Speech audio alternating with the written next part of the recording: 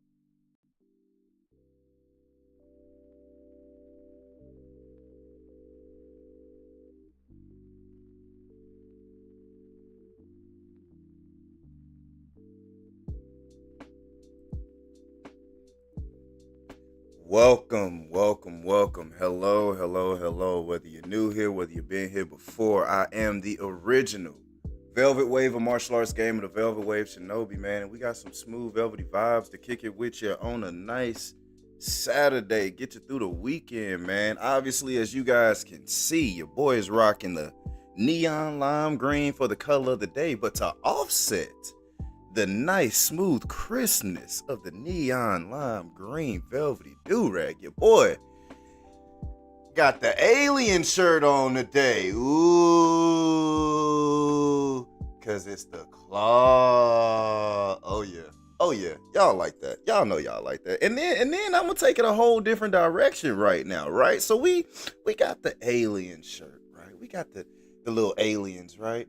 But what if one of the premier trollers of the multiverse did a crossover with Toy Story? What I mean, what if Pickle Rick showed up and met with the aliens? So for the gaming socks, your boy got the Pickle Rick gaming socks, man. Look, ooh, neon green day, ladies and gents. We having a good time. We having a good time. We having a nice vibe. We having a nice vibe, man. Yes, we are. A little bit later start date, but we still made it today. Still made it to the stream today. If you showed up, I appreciate you guys coming to the stream to vibe out with your boy today.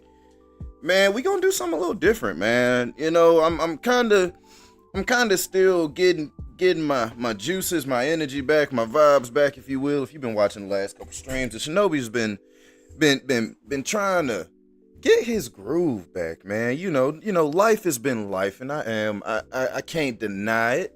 Life has been life, and so I'm trying to persevere through some things right now. The vibe's kind of been off, so I figured, man, why not? Let's just really throw it back, relax, have fun, man.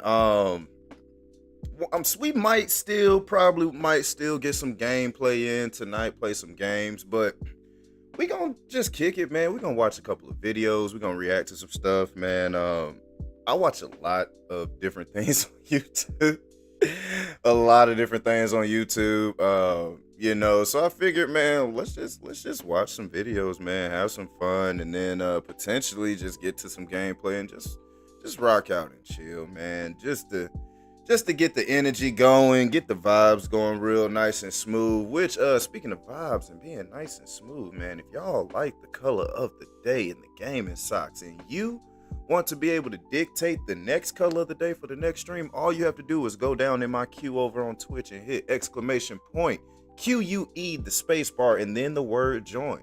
I'll repeat that for you one more time. Go down into the chat, type exclamation point QUE, hit the space bar, and then type the word join. That's all you got to do. That's all you got to do. Simple, takes about 2 seconds, maybe even a fraction of that if you a really fast typer. And then after that, man, throw a color in the chat. Whatever color is on your mind, on your heart, whatever color you like seeing, whatever color you just feeling. Even if you want to stump your boy, maybe you think I ain't got some what you thinking. Try it. Throw it in the chat. Your boy is the holder, the beholder of the legendary 40 Velvet Waves.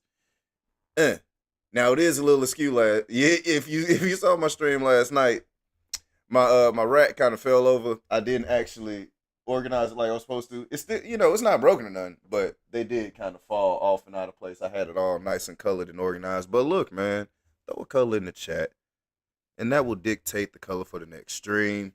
At the end of every single stream, that's when I do my pulling to see who gets the privilege of picking the color for the next stream. And then, yeah, man, we go from there. You'll always get one of these nice velvety waves back there. And then, of course, some gaming socks, because the Shinobi has a couple hundred gaming socks of various colors and designs and things like that to go with the nice colors of the day. So make sure y'all do that, man. It's a fun way to get involved. Only takes a couple of seconds. And like I said, man, sometimes it might just be as simple as seeing the color you like that might change the difference from a rough day to a pretty aight day. So, other than that, man, we having some fun. Mr. Sandman showing up per the use. What's up, homie? Bro. Mr. Sandman actually was the one who got to pick the color of the day. Actually. He was like, man, bro, let me get that. And I was like, all right, I got you, homie. I got you. So yes, this is where we at, man. We gonna talk about some stuff, man. Feel free to throw your comments down in the chitty chat, chitty bang bang. We are allowed to send some emotes, troll, send the emotes, send the gifts, troll a wee bit, but nothing too malicious, man. There is the main biggest rule of the Velvet Wave Shinobi Village and Stream is no malicious intent, man. We are all allowed to have fun. We come on, man. We trying to be good human beings out here, At the same time, don't get too crazy. We can have fun, just don't get too crazy. Just remember that. You know what I'm saying? We gonna crack some jokes, have some fun, but yeah, that's it, really. Like I said, you might see your boy munching on a wee bit of Waffle House. Vibe was kind of off today. Didn't really eat like I normally do. I kind of just took a nice day to relax. I still did my instructor class today, but I really was just kind of off today. So I'm going to catch up on a little nourishment while we watching some videos. And we're going to start off with something that I saw. I follow one of these pages, Brutal TV, because, obviously I'm a practicing martial artist. So I like to watch different things like that about different fighting styles and combat sports and everything like that in between. And this is a video about when referees lose their control. And I was like, what? It's a video when the referees is throwing them hands. They are supposed to prevent hands from being thrown, and they are throwing the hands themselves. Oh my God, I must see that. And I was like, you know what? Let's watch it together. You know what I'm saying? Let's watch hands being thrown by the ones who are supposed to prevent the hands being thrown. It's like wall breaking. Man, it's crazy. But we're gonna switch over right here. There we go. Let me turn off the overlay real quick as well. Maximize this thing, and yeah, man, we just gonna vibe out for a little bit. Like I said, we might get to the gameplay. I'm thinking if we do play some, we might play some more Valhalla, holla. Mr. Sandman said he loved the drip, bro. I'm just be trying, bro. I just be trying, man. Your boy is out here trying to survive, man. And like I said, something small for me is, having the colorful do-rags and the socks. Even before your boy was the Velvet Wave Shinobi out here in these streets streaming, your boy has always been a one to be a little peacock, if you will. I like to wear colors, man, and stay fresh and stay clean, man. Versatility is the name of the game. I like to say I wear anything in any color. Any color. I make it look good. Your boy is swaggadocious out here. Anyway, man, I'm gonna start this video. No matter the sport, referees are trained to keep their composure, regardless of how things are going. They are responsible. I also thought it was funny too because since I'm trying to become a martial arts instructor, I'm learning about judging.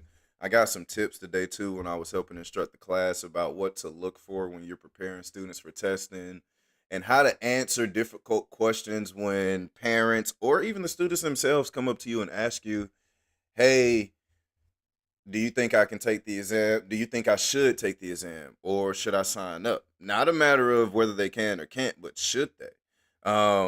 Cause it's crazy. You never you never actually think about it. And I'm gonna go into this tangent for a second and we'll get back to the vid. But it's crazy because you never really think about how difficult it is to toe that line when you are a person with good intentions, meaning that like you want to inspire, right? And get people to get confidence in themselves and things like that.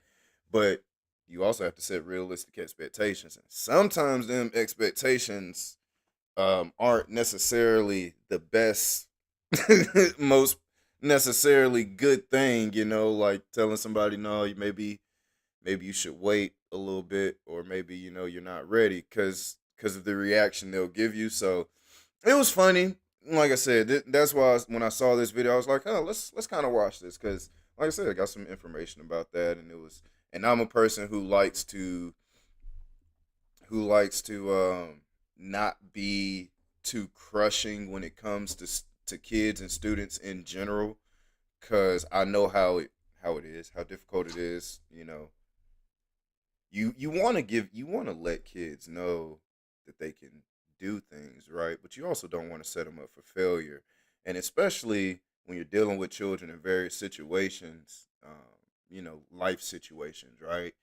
It's kind of hard sometimes to gauge, okay, what can I say that won't really be too what's the word I'm looking for?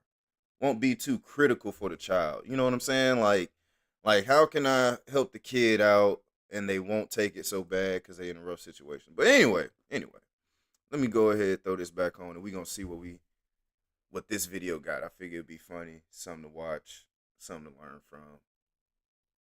For making big decisions, which often makes them the most unpopular person involved. Well, as tensions run high from fighters who don't know when to stop, sometimes the ref finds themselves having to get hands-on to calm a situation. Bro, let him go! Let him go! During this fight that took place at the He had him in the Alpha Kickboxing Fight League event, referee Billy McCombs, bro, let him go! Put his fighting experience into action. Why is he choking him out? Doesn't know when to stop. After thinking he has successfully cooled the situation, okay, that's why. The fighter bursts away from the official to viciously attack again. At this point, McCombs loses his patience and restrains the young fighter before slamming him to the ground for the police to handcuff him. Ooh, ooh, ooh! Break, stop! Bing!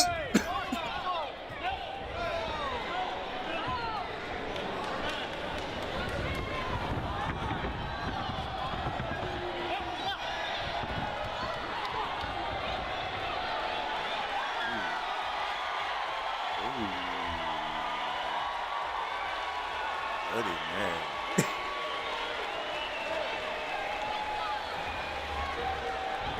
Oh! They put the paws to him. Oh! Do you know what's worse than losing in the first round of an MMA fight? Getting cleaned up by the referee after it's all over. After being owned within 2 minutes of the first round of a URCC match, Iranian fighter Razi Jabari decided to act childish. Time out, time out, time out. Why the commentator going so ham? After getting owned, decided to act childish. Like, why are you frying homie so bad? I mean, granted, he probably deserved it. But I'm just saying, he is frying a dude. Oh, man, it's crazy, though, because we were literally just talking about that with our students about being emotionally responsible in a match. Like, it's a contact sport. This isn't, this is something where you are going to get hurt potentially by accident. You know what I'm saying? You can't just be hauling off, lose control because you get hurt or you feel some type of way. Wins and losses happen. Like, I'll be the first one to tell you, I've been kicked in the head numerous times. I've been punched in the face numerous times. Like, and you live to fight another day, right? You throw hands, you get hands thrown, and you keep it pushing. You keep it pushing.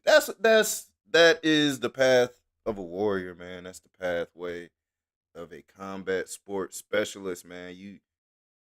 You give L's, you take L's. Like candy at a parade. You know what I'm saying? You just be throwing it out there.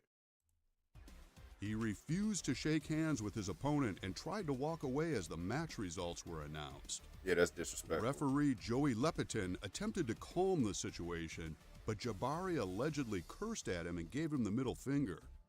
Not stopping there, okay. Jabari shoved Lepitin and then sucker punched him in the head. What? The incident sent Lepitin into a rage. He clinched Jabari and took him to the ground, giving the fighter his second loss of the night.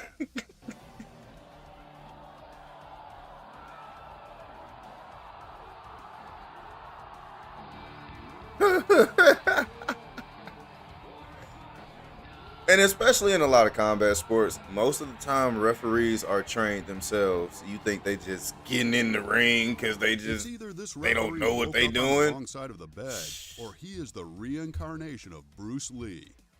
Whatever the reason, this referee goes berserk after being ignored by the fighters he was watching. Things are brought under control when other officials come over. Wait a minute. Why he piece up both of them? Go back. Hold up. He pieced both of them. Y'all, did y'all see that? Hold up. Go back. We got to see that again. Like, hold up. This referee woke up on the wrong side of the bed. What? He is the reincarnation of Bruce Lee. Hold up. Whatever the reason, this referee goes berserk after being ignored. The technique. He is just giving him the ball. ball. Control when other officials come over and restrain them. Luckily, this was all just a light-humored stunt for the crowd. Okay. Laughter and clapping. Okay, bro. I'm like, what is going on? Okay, bro. I was finna say, homie went ultra instinct in the ring. All right, I'm like, there's no way he just piecing the competitors. Oh, wow. After hitting the referee in response to a decision, the fighter soon regrets it as he is lifted into the air by his neck and sent crashing into the ring. The other fighter also gets a taste of the ref's wrath when he hits the downed man and gets pushed back violently in the face. The ref, who is now pumped, prompts the man to fight him fairly, but decides to stay in his corner to prevent a beating. Look at the height.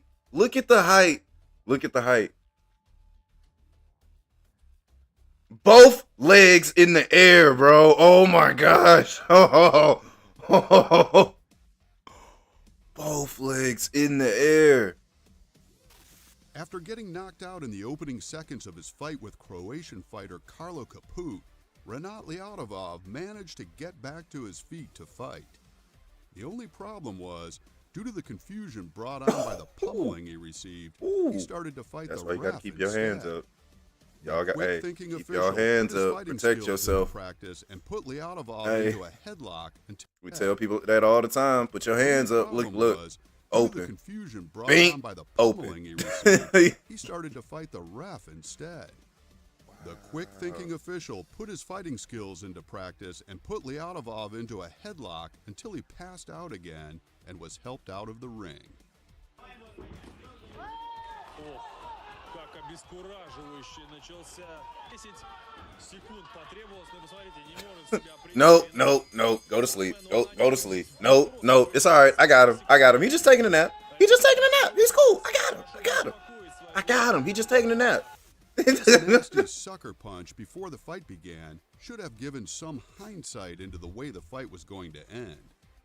After successfully coming out of a all right. First, I'll be the first one to tell you. He should have been DQ'd right then.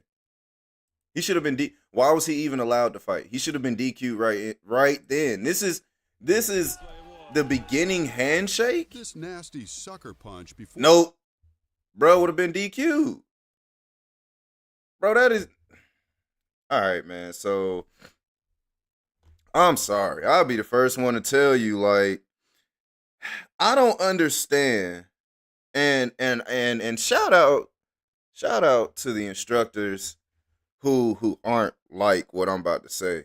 But I don't understand how you can be an instructor or a martial arts professional relaying knowledge and training people, and you are training people with bad character who have no respect for their fellow fighter and competitor. Like, I don't understand that. Like, and I get it, money for one, and notoriety, and blah, blah, blah. I get it. But, like, how can you call yourself a respectable fighter, a respectable warrior, tactician, professional in any fighting skill, then go to the level of teaching somebody, relaying that knowledge, and you're teaching assholes? Bro, if he sucker punches people in the first 2 seconds of the glove tap, I guarantee you he has displayed some type of questionable action like that before. Like, bro, I don't know. That right there was, I mean, that was kind of, whatever finna happen to him, he kind of deserved it. That was kind of, I ain't like that. That was whack. That was whack Arnold. That was whack Arnold, for real. That wasn't even funny. That was just whack. Like, bro, really? He has both of his hands extended to touch your gloves to begin the fight. It's crazy. This nasty sucker punch before the Bro, fight began. Bro, oh my God, I'm sorry. I'm not even. I don't want. I'm gonna try to keep the language, nice and everything like that. I don't want to get too loud because I too am a father and whatnot. But I would have peppered his state right then. On throwing punches. Eventually, the ref has had enough and puts him into a lock until he gives up. Man, bump a lock. Pepper, man, you see all that rib meat right there? See all that rib meat? You better pepper them, bro. Okay, all right. Bro, first, like I said, he would not have been allowed to fight. That would have been an instant L right there, bro. Get out my ring. Peace. You're not fighting. You're not competing today. As a punch to the back of the head results in the famous trainer and promoter Bernie Hall yanking the boxer back by the head. This act triggers an all-out brawl that even saw the referee throwing punches. He clawed him. He clawed him. Oh. Okay. All right. My bad.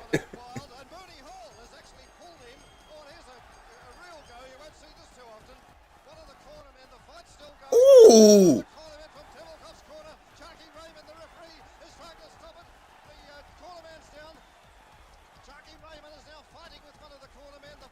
Ooh. Ooh.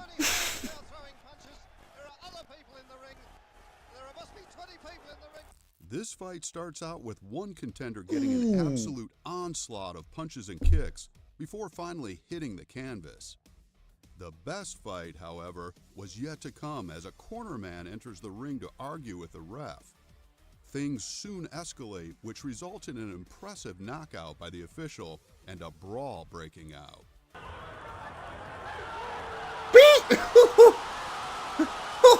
Hey. When you see someone start planking. During this fight, rage completely takes over the fighter. Even though he is told to stop fighting, he continues to go for blood. Eventually, the referee realizes that the nice approach just won't cut it. He quickly manages to get a chokehold on the man, which eventually calms him down. Things go from bad to worse, however, when a corner man rushes in to get revenge for his beaten friend. As he's fighting, just take the right actions. He's going. Whoa, Oh, he's hurt there. What has happened here? Whoa. Whoa, whoa, whoa, whoa, whoa. This is going way over the top here. Ooh. Way to go, Andy Davis, the referee. And we've got some problems here. We've got some problems here. Big problems here. After seeing his colleague get pushed by this thuggish boxer, a referee enters the ring and body slams him into the ground before restraining him. And on the Ooh. floor, the boxer is trying to throw his weight around by pushing and punching out at the referee. Of course, the fight is called off and the thug gets booed out of the ring.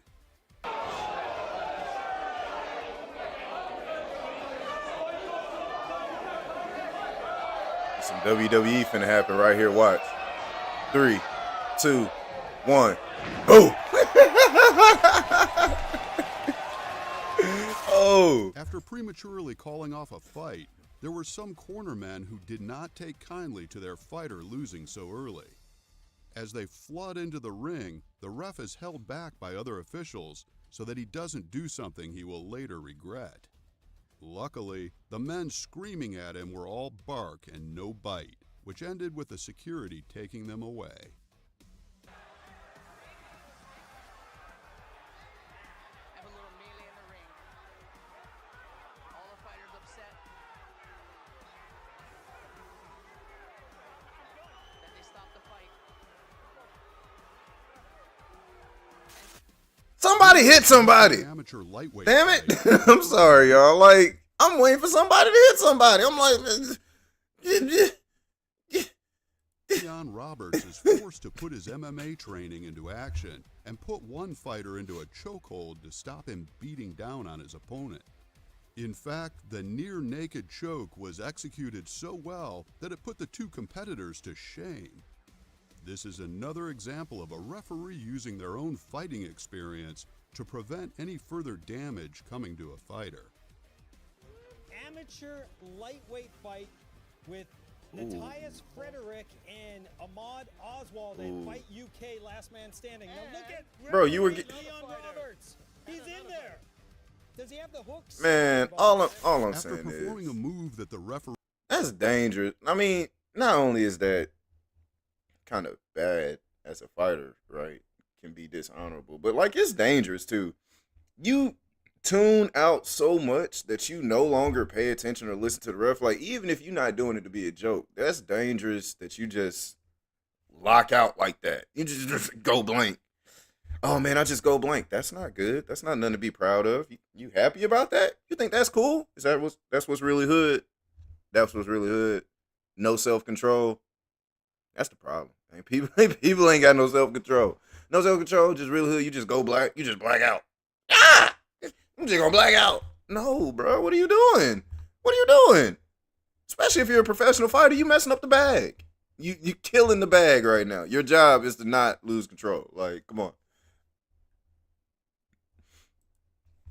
disagreed with, this black belt was tossed to the ground with ease by the official, who then went on to explain why he ended up on the canvas.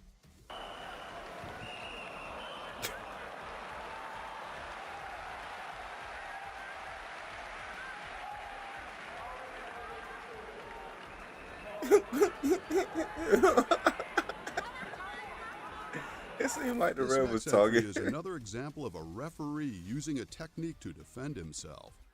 After being rocked by his opponent, Carlos Mesa, Andres Camacho managed to get back to his feet. In a moment of confusion brought on by the previous blow, the fighter began fighting referee Frank the Crank Camacho instead. Luckily, the official was a fighter also and was able to defend himself, managing to get the wild fighter into a clinch until he came to his senses. If you enjoyed this video, please make sure you hit the like Bro, I button. thought it was to show over. support. I thought it was over. He was throwing them haymakers, bro. I definitely thought it was over. And ring the Oh, notification bell. man. I thought it was a wrap. When cocky fighters get destroyed. Everyone likes a Ooh. show off. That is why we all find it satisfying when they get their just desserts, whether you admit it or not. This is especially true within fighting sports when an arrogant or cocky fighter gets knocked down a peg or two within the ring. In today's video, we will take a look at 10 moments where the cocky fighter gets completely destroyed. in That the ring. background music banging, ain't it? But Hey. before we get started, Hey. don't forget to hit Hey. the subscribe button Hey. and ring the notification Hey. bell. Hey. That way you will never Hey. miss a future Hey. upload. Hey, that background music banging, ain't it? 10. Where y'all get this Rodriguez at? versus Ryan Garcia. Even at the weigh-in where Braulio Rodriguez shoved his opponent, it was clear that he thought he was better than his opponent, Ryan Garcia. After Garcia fired off a few punches, Rodriguez's cockiness went into overdrive as he believed he had an easy victory on his hands. After the two burst away from a lock, Garcia managed to land a hook that dropped Rodriguez on his backside.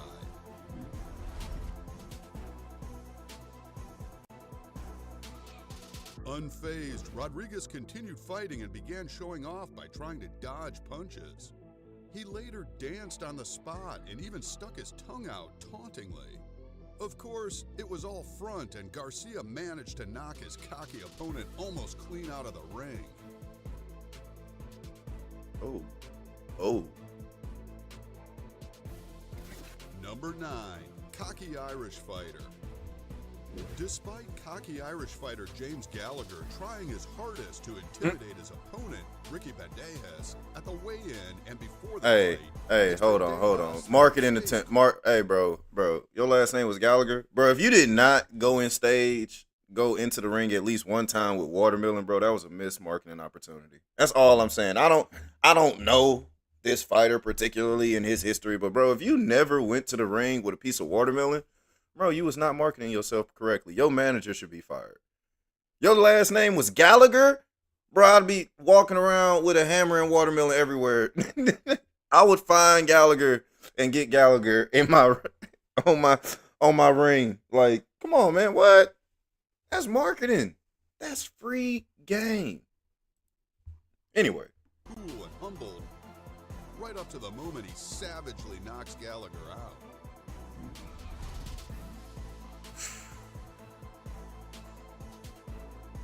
Ooh. If you don't believe in Ooh. God, after watching this fight. Oh. Number 8, That was an Peter accurate McNeely, kick. Tough words. Peter McNeely had a lot to say running up to his fight with Iron Mike Tyson. In fact, he argued with the chuckling audience at the press conference. Keep laughing. Keep laughing. Real funny, huh? And even shared a poem that would even make Dr. Seuss cringe. I'm Hurricane Peter McNeely from Medfield, Mass. On Saturday night, watch me kick Tyson's ass. Bars. But if you haven't made your pay-per-view arrangements yet, make them soon. Because remember what happens when I wrap you in my cocoon. This Bars. fighter acted more like Bars. a WWE wrestler than he did a boxer, but was actually far smarter than he seemed, even holding a bachelor's degree in political science. When McNeely and Tyson finally went head-to-head, no amount of tough talk could get him out of the impending knockout that was coming his way. It was clear that Tyson was a much better fighter, and that McNeely was fighting on borrowed time ever since the first hook that knocked him back. After 2 Iron minutes Mike, of the first boy. round, the fight was over. And he still got it.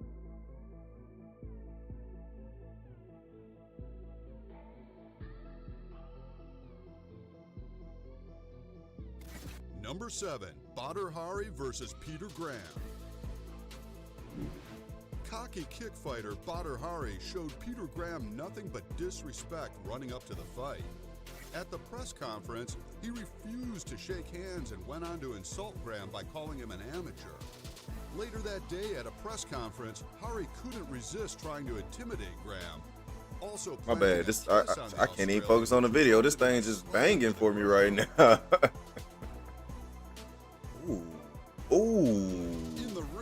Nice cocky takedown. fighter got another taste of sweet karma when Graham made quick work of him with a spinning heel kick, sending him out of the arena in an ambulance.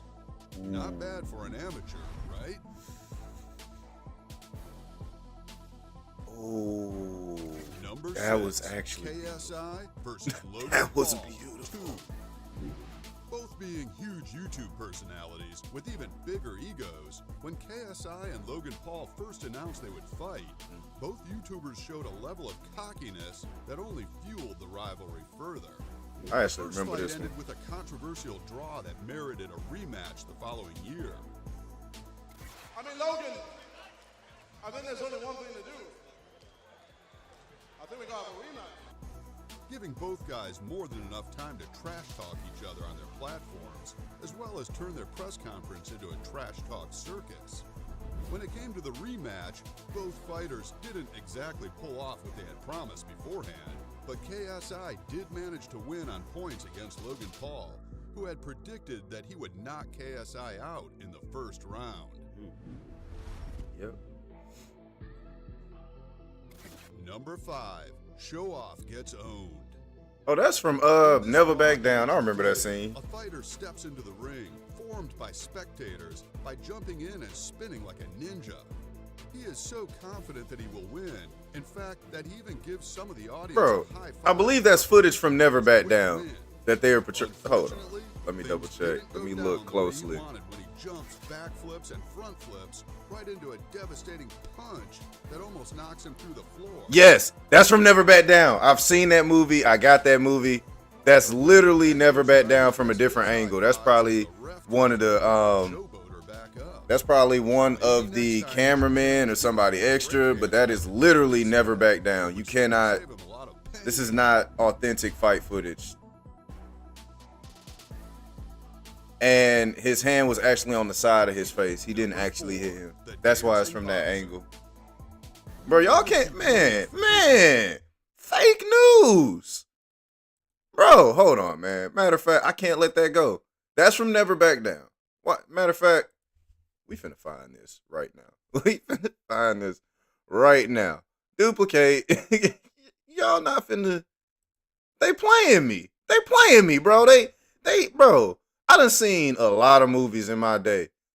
I done seen a lot of movies with some dope fight scenes. Nobody likes a show off. That's That is why we that's all a find very memorable fight scene. You can't pass that off. Never Back Down.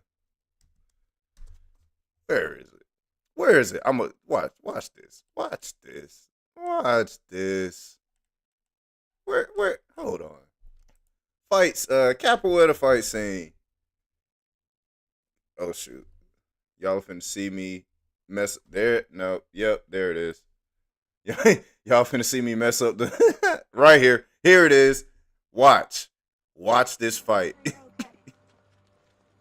Matter of fact, for comparison, we gonna watch it one more time. For comparison, just look at this. Bro, they passed this off like this is some authentic footage. This by is spectators. literally Hollywood. Spinning like a ninja. Remember that He spin? is so confident that he will win. Okay. In fact, that he even gives some of the audience a high five in preparation for his quick win. Unfortunately, things didn't go down. The way he Remember wanted. the standing, the handstand, and then the Superman knockout punch. Watch this. Remember this, right? Handstand. Okay. Capoeira flip, Superman punch. Now look, I will also highlight when he does that Superman punch, his fist does not connect to his face. It's on the side of his face. I'm gonna try to pause it right when his fist connects. Look at this. Look at this. This is slow-mo. See that? Didn't even hit his face on the bro. You can tell there's a line because that's his body, the top line, his body, the bottom line. Didn't even hit his face. Go back like a second. Go back like. See that? Didn't even hit his face. Didn't even hit his face. Right on the side. Because the angle is from this side. All right? Right? Notice that point. Now you go to this page. Let me just fast forward because I don't care about Baja. She bogus. Let me see. Oh no, this is the final fight. I don't want to watch the final fight. Never back down. Fight scene. We are gonna find this. All fights part 1? Okay. All right. This'll work. This'll work. It's in here. Because, again, that's a very memorable part. Bro, that was part of the trailer. That was literally part of the trailer. What? The main event. That would be me and you. Get the hell out of here, man. I'm not fighting. Nope. I'm gonna find it. I'm gonna find it. Where is that? I can't believe this. This is just throwing me off. Never back down, beat down fight.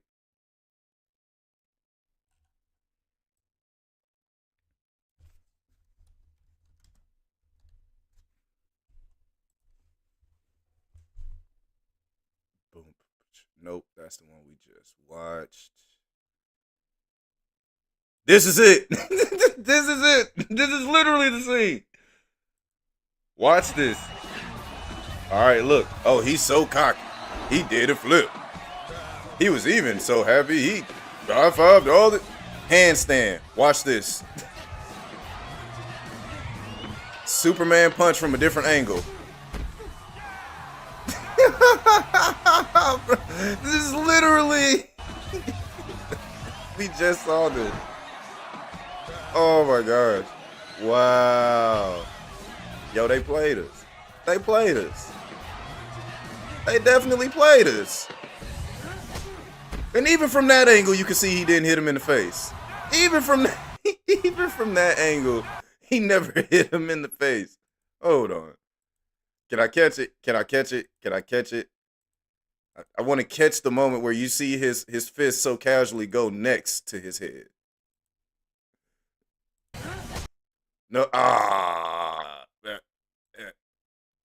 close enough. There it is. Yep, didn't even touch him. Didn't even touch him. Anyway, they played us. They played us, ladies and gentlemen.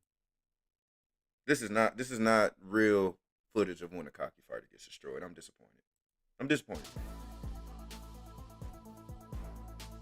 I was like, that looks way too familiar to be real. Boxer. You wouldn't be blamed for thinking that this was some sort of comedy sketch. I actually remember this him. Dancing boxer, equipped with a chain that would make Mr. T envious, is an actual fighter. He killing them moves, bro. Looks like he was enjoying the attention. He killing it. What he doesn't take into consideration is that his dancing is tiring himself out. It doesn't get any better once he gets in the ring, as it turns into an MTV music video, popping his best moves for the camera. Unfortunately for him, he wasn't as slick in the ring, getting knocked out cold in the very first round. It's scientifically proven that you can't dream while you're knocked out, but if you could, I'm certain this boxer would be in the middle of the dance. Wait, is that a real fact? You can't dream if you get knocked out? Really? Is that a real fact? Number 3, Bermain Stavern trash talks Deontay Wilder. Bermain Stavern had a lot to say during his press conference for his fight with Deontay Wilder, promising to break his ribs and jaw before the fight was over. I'm gonna crack your ribs, I'm gonna crack your jaw, I'm gonna send you home packing, and you will retire. Of course, with such tough words, it was in Stavern's best interest to at least beat the man he was talking so much trash on. On fight night, however, Wilder got his revenge by controlling the fight with his calm attitude before firing a jab that knocked Stavern onto his back in the first round. Stavern does try and keep the fight going, but after shakily stepping up to Wilder, he is smacked back down into the corner. One final time he tries to fight, but at this point, he just becomes Wilder's punching bag before being knocked out cold. He had that dog in him that day. He had that dog in him. Number 2, arrogant fighter knocked down a peg. This arrogant fighter wasn't shy about putting on an embarrassing show where he demonstrated how not to drink a can of soda, as well as make props to insult his opponent with the oldest taunt in the book. Why would you? The display caused an equal mixture of cheers and boos that only fueled the ego of this. Why would you want to cook yourself in soda? Oh, I know him. When the Yeah. police began trying to That warn is the once cocky fighter was reduced to a curled Sap. Is it Bob? God, I can't remember. I know his last name is Sap though. He has a lot of footage of him getting them paws. Like he was a big fighter who was hot for a second and just elbows and paws and everything came from all over the place. He did some fighting overseas for a little bit too, actually. up ball and was trying his hardest to protect himself until the bell. And he was known for that. He was known for being big as hell going in the fetal position. Like, and then proceed to hide away when the heat is turned up. because I remember the biggest thing was him was like he got accused of really not trying in his fights. Like he really became known for going in the cover position. I think he almost looked like he threw a lot of his fights at one point. Like he wasn't really trying after a while. Fell out of favor. Number 1, Charles Latoparissa does MC Hammer move. Charles Latoparissa certainly knew how to make an entrance when he pulled out some MC Hammer moves prior to his fight with Dubai's Sultan Al Nuami. Sadly for Latoparissa, it was his loss that made for the real hammer time as he was smashed down onto the canvas and Them through the gut ropes punches by are Al serious. Nuami. The dancing fighter tried to beat the count, but he couldn't get to his feet on time.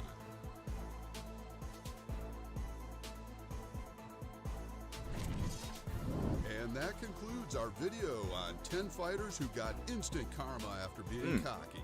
Okay. Before you go, don't forget to subscribe to Brutal TV and ring the notification bell. That way you can keep up to date with your fight-related Shoot, they got things. another one? Thanks for watching. Shoot, let's watch another one. Why not? Why not? Why not? It's become a staple in all fighting sports. Some can do it quite well and still win, while others fall flat on their face, left humiliated and bruised. Oh, I remember that. I've seen that one before. There's an old phrase that says, those who are willing to run their mouth should be willing to back it up. Well, in today's video, we will take a look at 15 fighters who definitely couldn't back up their cocky and overconfident behavior, which resulted in losing the fight and oftentimes the respect of the audience. Woo! He sleep! He sleep! He sleep! Leave him alone! He sleep! Before we get stuck sleep, in, bro. Leave him please alone. don't forget to hit the subscribe button and ring the notification bell. That way you will never miss Hey, one of our he had that future videos. Mr. Sandman. Boy, had that night. Jackal thought that his intimidation techniques would ensure a victory for him in the ring against Ben Nguyen. As it turned out, that was certainly not the case when Ben smashed through the tattooed Jackal's defenses to land a knockout punch. Ooh. Ooh, ooh, ooh, ooh, ooh, ooh, ooh, ooh. Bing, bing, bing, bing, bing, bing, bing, bing, bing, bing, bing, bing, bing, bing. When Jason Solomon entered the ring to fight Amatesh Time Shawby, out. he came in. Time out. How many binks was that? Oh, bro, that's a spicy meal he cooking, bro. He seasoned the hell out of that meal. Then he was peppering all, bro.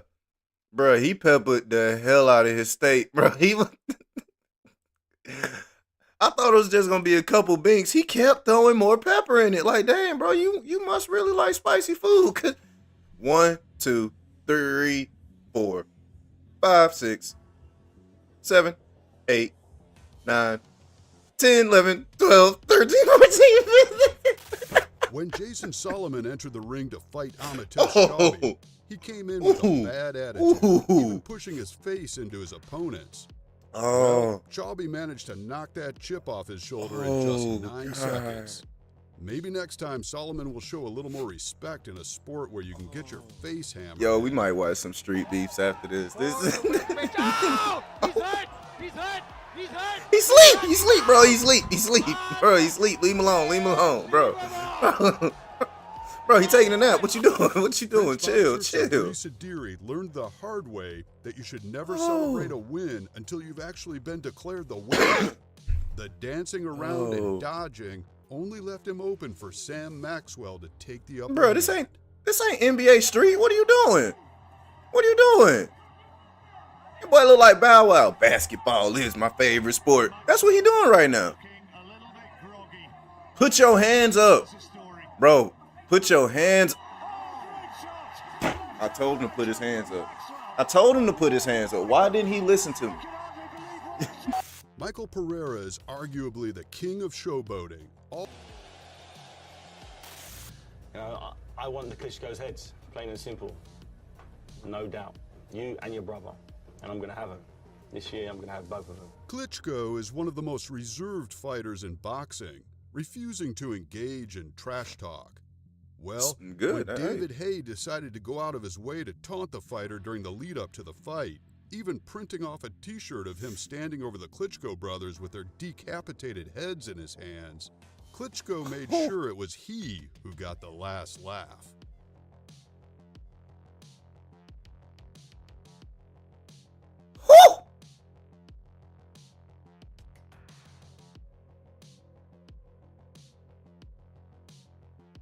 Bro, that was a magic trick. He disappeared, didn't he? I didn't know they had magic in boxing. Homie, I lost him for a second. He was there, then he won. Throughout this fight between Joe Harding and Johan Oh, this Sega, is funny. Harding doesn't Oh, seem this to is be great. taking things I too love this. seriously. This one's Something funny. that I've became seen his this. downfall when Sega used the opening to deliver a knockout kick. Joe with a high kick that lands and then a jab to follow it up. Again with the jab.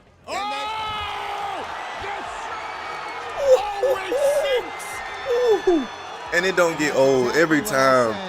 The snap. You may never come across another boxer who is as arrogant as Adrian the Problem Bronner. The super confident fighter is never shy during the run-up to a... Man, respect your fellow fighter and competitor, people. You don't know what's gonna go down. You don't know what's gonna go down that day. That's all I'm saying. You don't know what they bringing into the fight. You don't know, man. Just respect your fellow competitor. That's all I'm saying. That's all I'm saying. Cause boy, fight, especially when it comes to the media. In 2013, however, an undefeated Bronner met his match when he ran into Argentinian Marcos El Chino Maidana.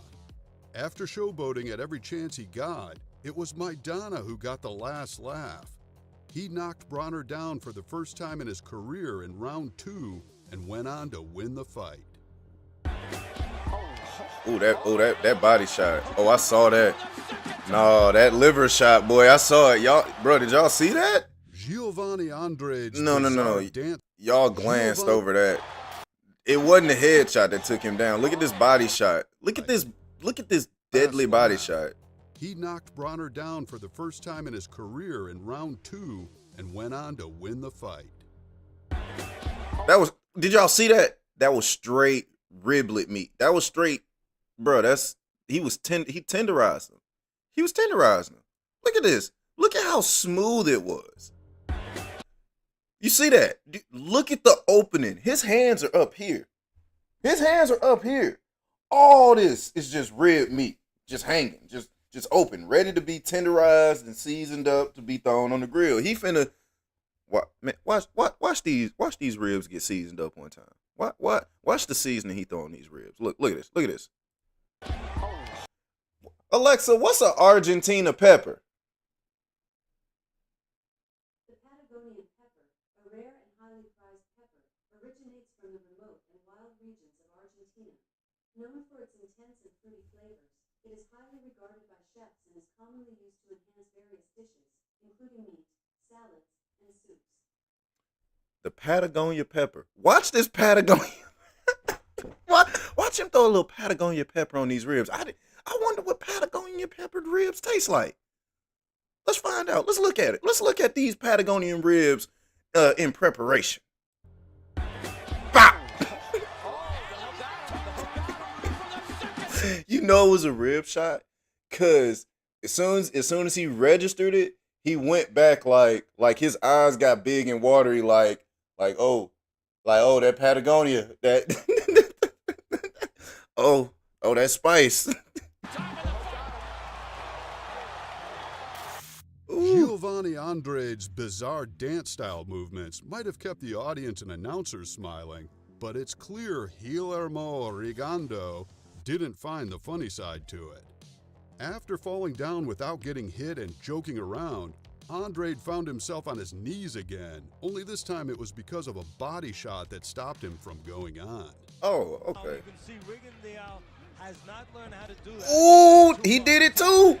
Bro, I'm telling you, boy, you season them ribs, boy, you get them ribs nice and tender, fall off the bone. Ooh, ooh, ooh, them liver shots, ooh, them rib and liver shots, ooh. This fighter doesn't know when to stop. After being knocked down a number of times, he tries to taunt his opponent by saying he had only been boxing for 3 weeks. Of course, that made knocking him down a few more times a pleasure. So what, you've been boxing 3 weeks?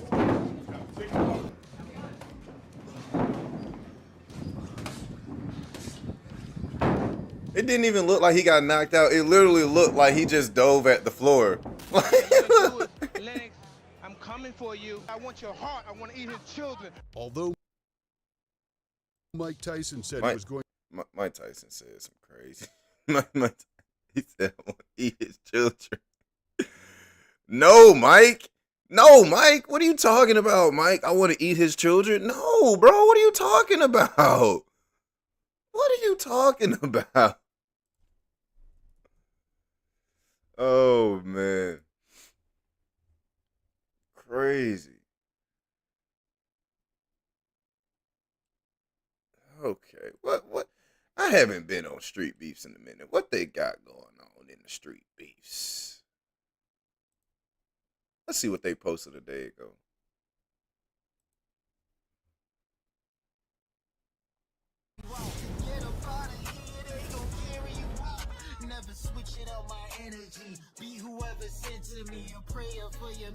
Crash Dummy and the Chef. All right, who y'all got? Who y'all got? We got Crash Dummy versus the Chef. I ain't seen this. If you've seen it, chill out. If you've seen it, chill out. But if you haven't seen it, who you got? What it look like? It look like the Chef got a 2-inch height advantage as well as a 10-pound weight advantage. The Crash Dummy has a 2.5-inch reach advantage. Dang, and 8 years age on him as well. Has a better record, 1-0 to 0. Ooh, so it look, man. Why do y'all have beef? Who y'all got? Y'all got Crash Dummy or y'all got the Chef? What y'all thinking? I'm thinking, the Chef has more height, a little more weight. He doesn't have as much reach, but he is literally almost 10 years the junior to Crash Dummy. So I'm going to go with the Chef because of the weight and the height advantage. I'm going to go with the Chef. Let's see if he makes Crash Dummy a Crash Dummy. Or if Crash Dummy turns the Chef into a Crash Dummy. How you doing? My name's the Chef. I want to shout out my brothers, you feel me? And I'm ready to cook something up. It's Crash Dummy. Check out my nonprofit. We're at The Shadow Network on Instagram. And we're at shadowrecovery.net on the line. What's up, everybody? Fire Chicken here, back at the Scrapyard. January 20th birthday event. It's going down, MMA match. Shout out to all of our sponsors. We have a bunch of them that really help with the Scrapyard and contribute. They're all down in the description below. You guys be safe and fight hard. You've both been briefed on the rules of this contest. I want you to obey my commands at all times. Protect yourselves at all times. Any questions? He got a lot of Vaseline on his face. So, touch gloves now. Which I feel you. Scrapyard, first round, MMA. Let's fight. MMA fight. All right. There we go.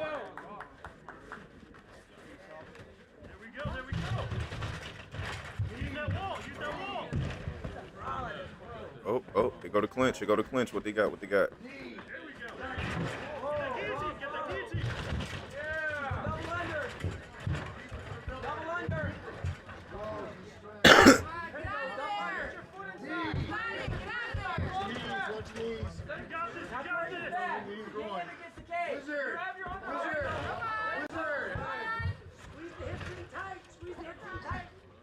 Don't grab the clothes. Okay. They clinching. Who gonna get? Ooh! Oh, right into a chokehold. A very Whose arm is? Oh, he got a very unorthodox chokehold. He got him like this and is using his arm as leverage. That's different.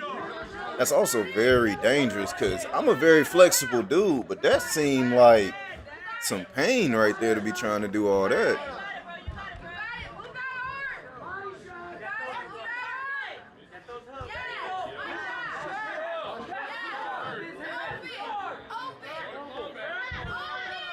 Hold up, it look like. Hold up, it look like everything's slowing down on me. Don't want that.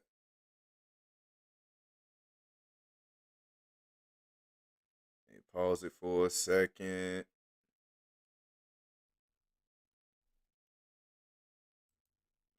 Let's see what we got.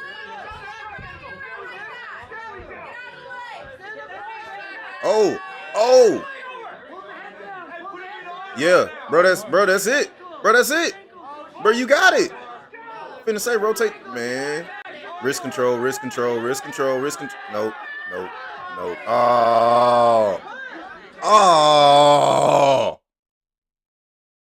Oh, I'd be so pissed. He had him. I don't know if he didn't have a good grasp on him or if he didn't have his locks in. Or maybe, he might have just been gassed. But look at this. I'd be so mad. Bro, he had control. Bro, I gotta go back a little bit. I gotta see that. I'd be highly upset. I would go home and just I'd just go home practicing grappling for a little bit. Like that would make me mad at myself. I'd be so pissed off. Man. But he probably got tired, in all honesty, to be real with you. I mean, shoot, you figure most people can't even fight 60 seconds, let alone, longer than that. So.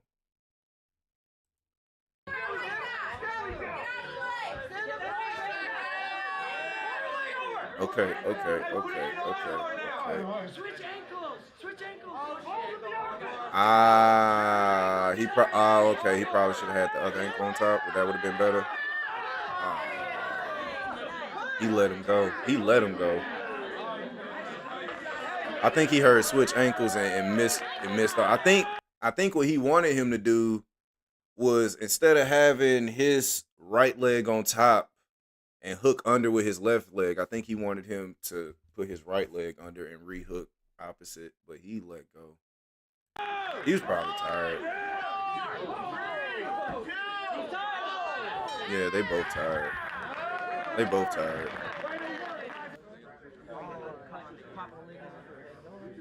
Solid. 5 seconds. The scrapyard, round 2 MMA. Let's fight. Man, it'd be hard to dig deep once you get gassed. Once you exert so much energy, man, this is when the cardio and everything really come into play. This is when that mental part really come into play. He is way too wobbly. Bro, is that blood coming out of his ear? Hold up, bro. Is homie bleeding from his ears? Yo. Yeah, they need to stop. Bro, they need to stop that. Before I even noticed the blood in his ears, when they rung the next match, look at him just stumble to walk around. He is not in condition to fight. And he is bleeding from the ears. See, man, and that's something you got to look for when you're gonna be a ref or a judge. You got to be really eagle-eyed out here, man, to protect these fighters. Because, unfortunately, like we said earlier, some fighters they get into this mode, they lock in, they throw out all ideas of self-preservation out the window in hopes of a win, and bro, it ain't worth it sometimes. Like, bleeding from the ears could be a lot of things. I hope they stop this fight. But look, watch when they start the second round. He should have not been let out his corner. Hey, let's fight. Look at this. He is not solid on his feet. He is standing straight up at this point. And he can't even throw a kick. He's tired. And he's bleeding from the ears, bro. They need to stop it.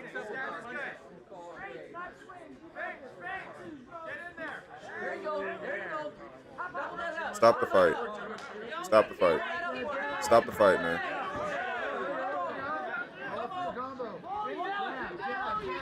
Or at least have someone check him out to see. Bro. Have someone check him out, bro.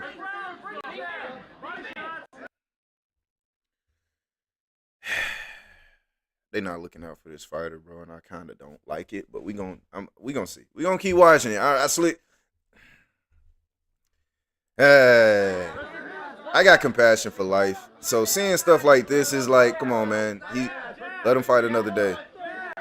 You don't know what that could mean. He is bleeding from the ears, bro. That's a lot of stuff, and he can barely hold his weight.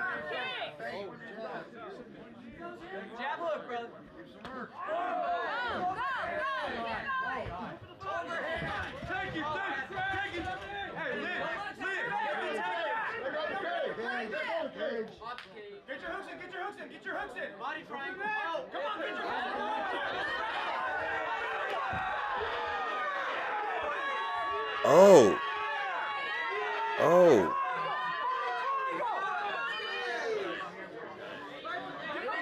Oh, nice. He got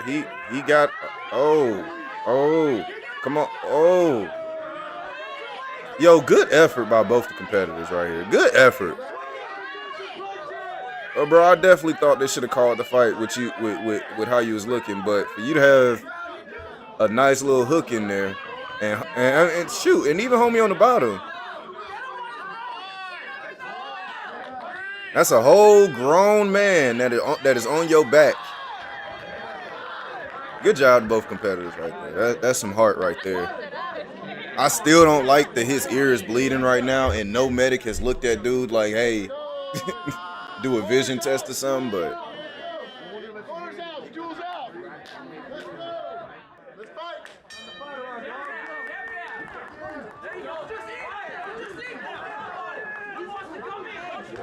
ooh. Stop it. I was finna say, bro, stop it. That's when you stop it right there. That was straight headshots, and he's already hurt. Into the third round, we have TKO. Yeah, get him checked out. My girl, my mom, outside. You know what I'm saying? I should served you up something delicious tonight. I hope so. Good fight. Good fight.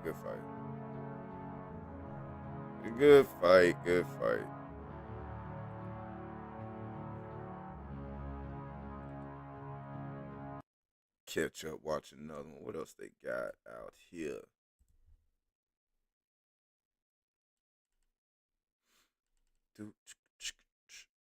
Bro, oh my God. Bro, hold up. Hold up. We gotta watch this. We gotta see this. I gotta see what this is. Joe Boogie, 5'8", 195. Man, it's about to be a movie out this. Come on now. You already know what's up. You feel me? It's time to eat. Everybody in the comments talking crazy. You want this work? Come out here in the yard, man. What's up? Hey, it's Big Cigarette Guy, 6'1", 185. Big Cigarette Guy. That's funny. Protect yourselves at all times. I will stop it if you don't protect yourself. Round one, let's work. Big Cigarette Guy. That's funny. That's a funny name. Ooh. Boy, them slips are dangerous.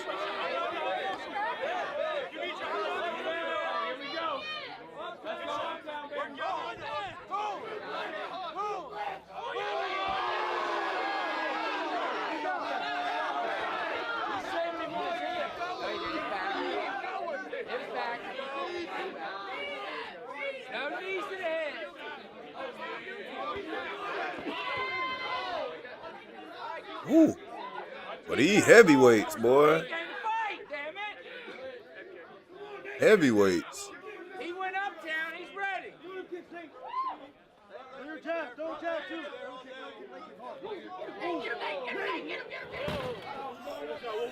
Woo! Woo! Yo, watch out for the yak, bro.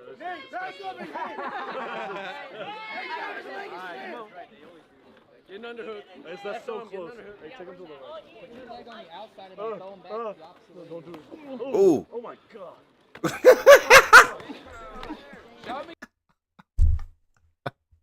Homie said, "Oh my God." Homie said, "Oh my God, bro." He said exactly what we were thinking. Oh my God, bro. Hold up, watch this. Don't do it. Oh my God. Show me something.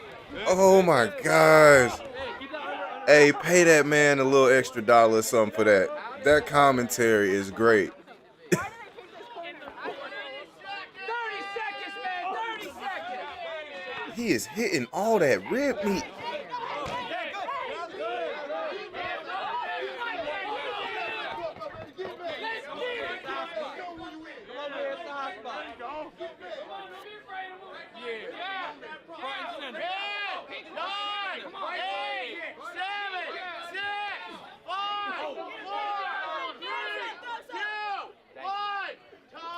We got some exclusive merch. Bruh, you came out of nowhere. I'm trying to see round two. Trying to see round two, man. Ooh. You crossed up through your elbow. Your elbow's right there by it. Elbow. You got a titty with his head. Elbow. Right there. Elbow. Through your hand. Let go of his hand and throw that bitch. Yeah. Yeah, you go. There you go. Now, knee the body. Knee a little bit. Hard. Time. Give me time.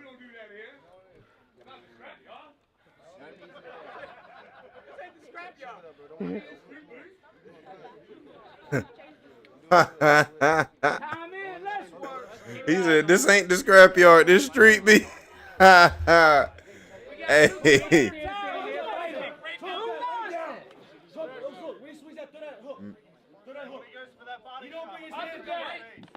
Ooh. Oh.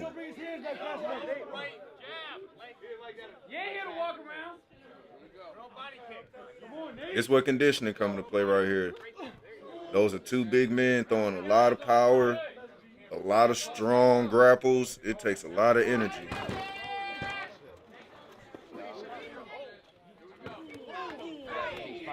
Show me something. Ooh. Show me something. Ooh. Ooh. Oh! Stop fucking playing with me. Oh! Oh! Oh! But I tell you. Oh! Oh! Ooh! Ooh! Ooh! We done with that. That was crucial. Ooh! Ooh! Did you see them haymaker? Bop. Oh my God, I felt every one of them blows.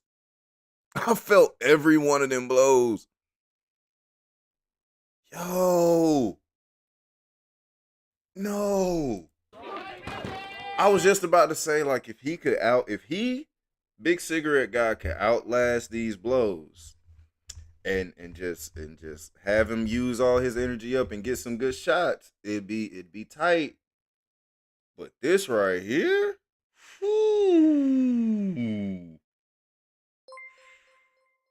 man. Cheesy Fart Nugget is now following. Cheesy Fart Nugget, what's up, man? Welcome to the stream. Can I react to a song? What song? What song should I react to? What song should I react to? And while I'm waiting for that message to come through, let's see this one more time. This was bad. This was bad. One. Ooh. Show me something. Show me something. Show me something. Ooh. Oh my God, bro. That was nasty. Nasty. Oh my gosh, man. Ooh. Ooh. Ooh. Oh man, let me see what we got. I have never heard of that song. Is this something crazy? Is this something crazy? Let me what do you have me look it up? Matter of fact, I got an idea. This is what we gonna do. This is what I'm gonna do. Let's go to one more video. I'll pull it up. Well, I just want to make sure it's nothing super crazy before I fully react to it. If it's nothing super crazy, then yeah, we straight.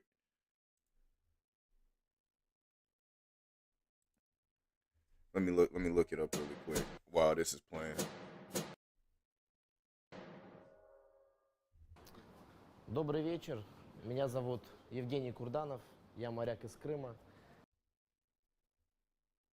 Oh, this is one of these bare knuckle brawl fights. Ooh. Actually, hold up. 17 minutes. We're not gonna do it 17 minutes. За 5 лет в 15 лет пришел в спорт, за 5 лет выполнил мастера, потом серьезно боксом не занимался. Начал заниматься фитнесом, сейчас тренирую фитнес и преподаю бокс. Вот. Принял участие в нескольких... I got another one we'll put on while I'm not even gonna fully watch it. I just want to make sure ain't nothing crazy gonna pop up on the screen. But in the meantime, I did see this video earlier today, and it made me tear up with laughter. Tear up all the way with laughter, actually.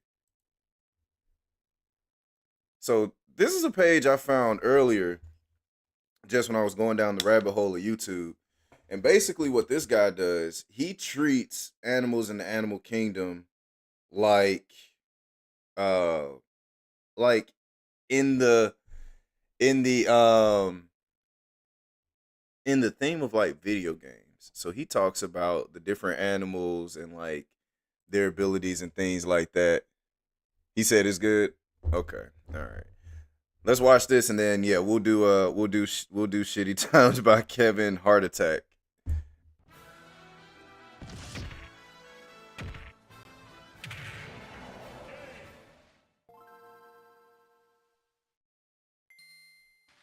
The Africa server is full of extremes.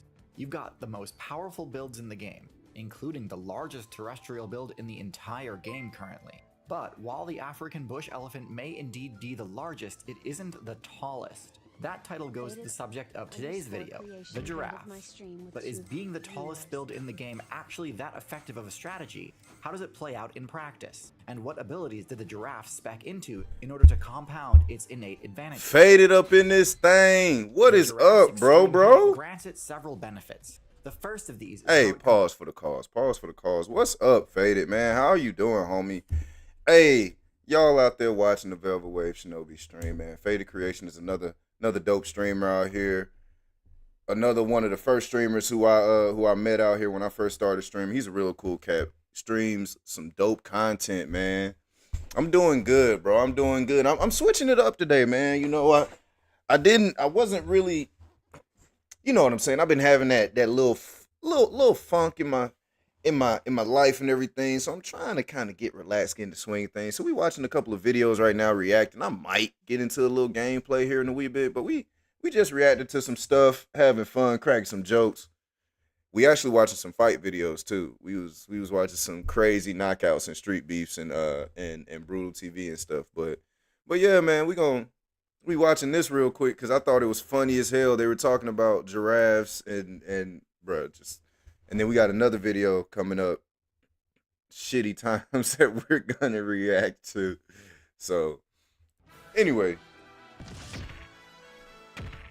yeah, bro. You know, sometimes you gotta switch it up to get the mojo back going, get the feel of things back going. That's kind of where I'm The at right African now. server is full of extremes. You've got the most powerful builds in the game, including the largest terrestrial build in the entire game currently. But while the African bush elephant may indeed be the largest, it isn't the tallest. That title goes to the subject of today's video, the giraffe. But is being the tallest build in the game actually that effective of a strategy? How does it play out in practice? And what abilities did the giraffe spec into in order to compound its innate advantages? The giraffe's extreme height grants it several benefits. The first of these is how it completely changes the dynamics regarding the game's stealth mechanics. So most top predators in the African savanna. Hey, bro, man, I would, that'd be cool, man. Get into that herbology. That'd be dope. I'm trying to get another camera too, bro. I want to do some other types of content and stuff. So yeah, bro, there's another camera I need to get the same thing, same tip. This bro said our giraffes OP and it's talking about Africa like it's a server.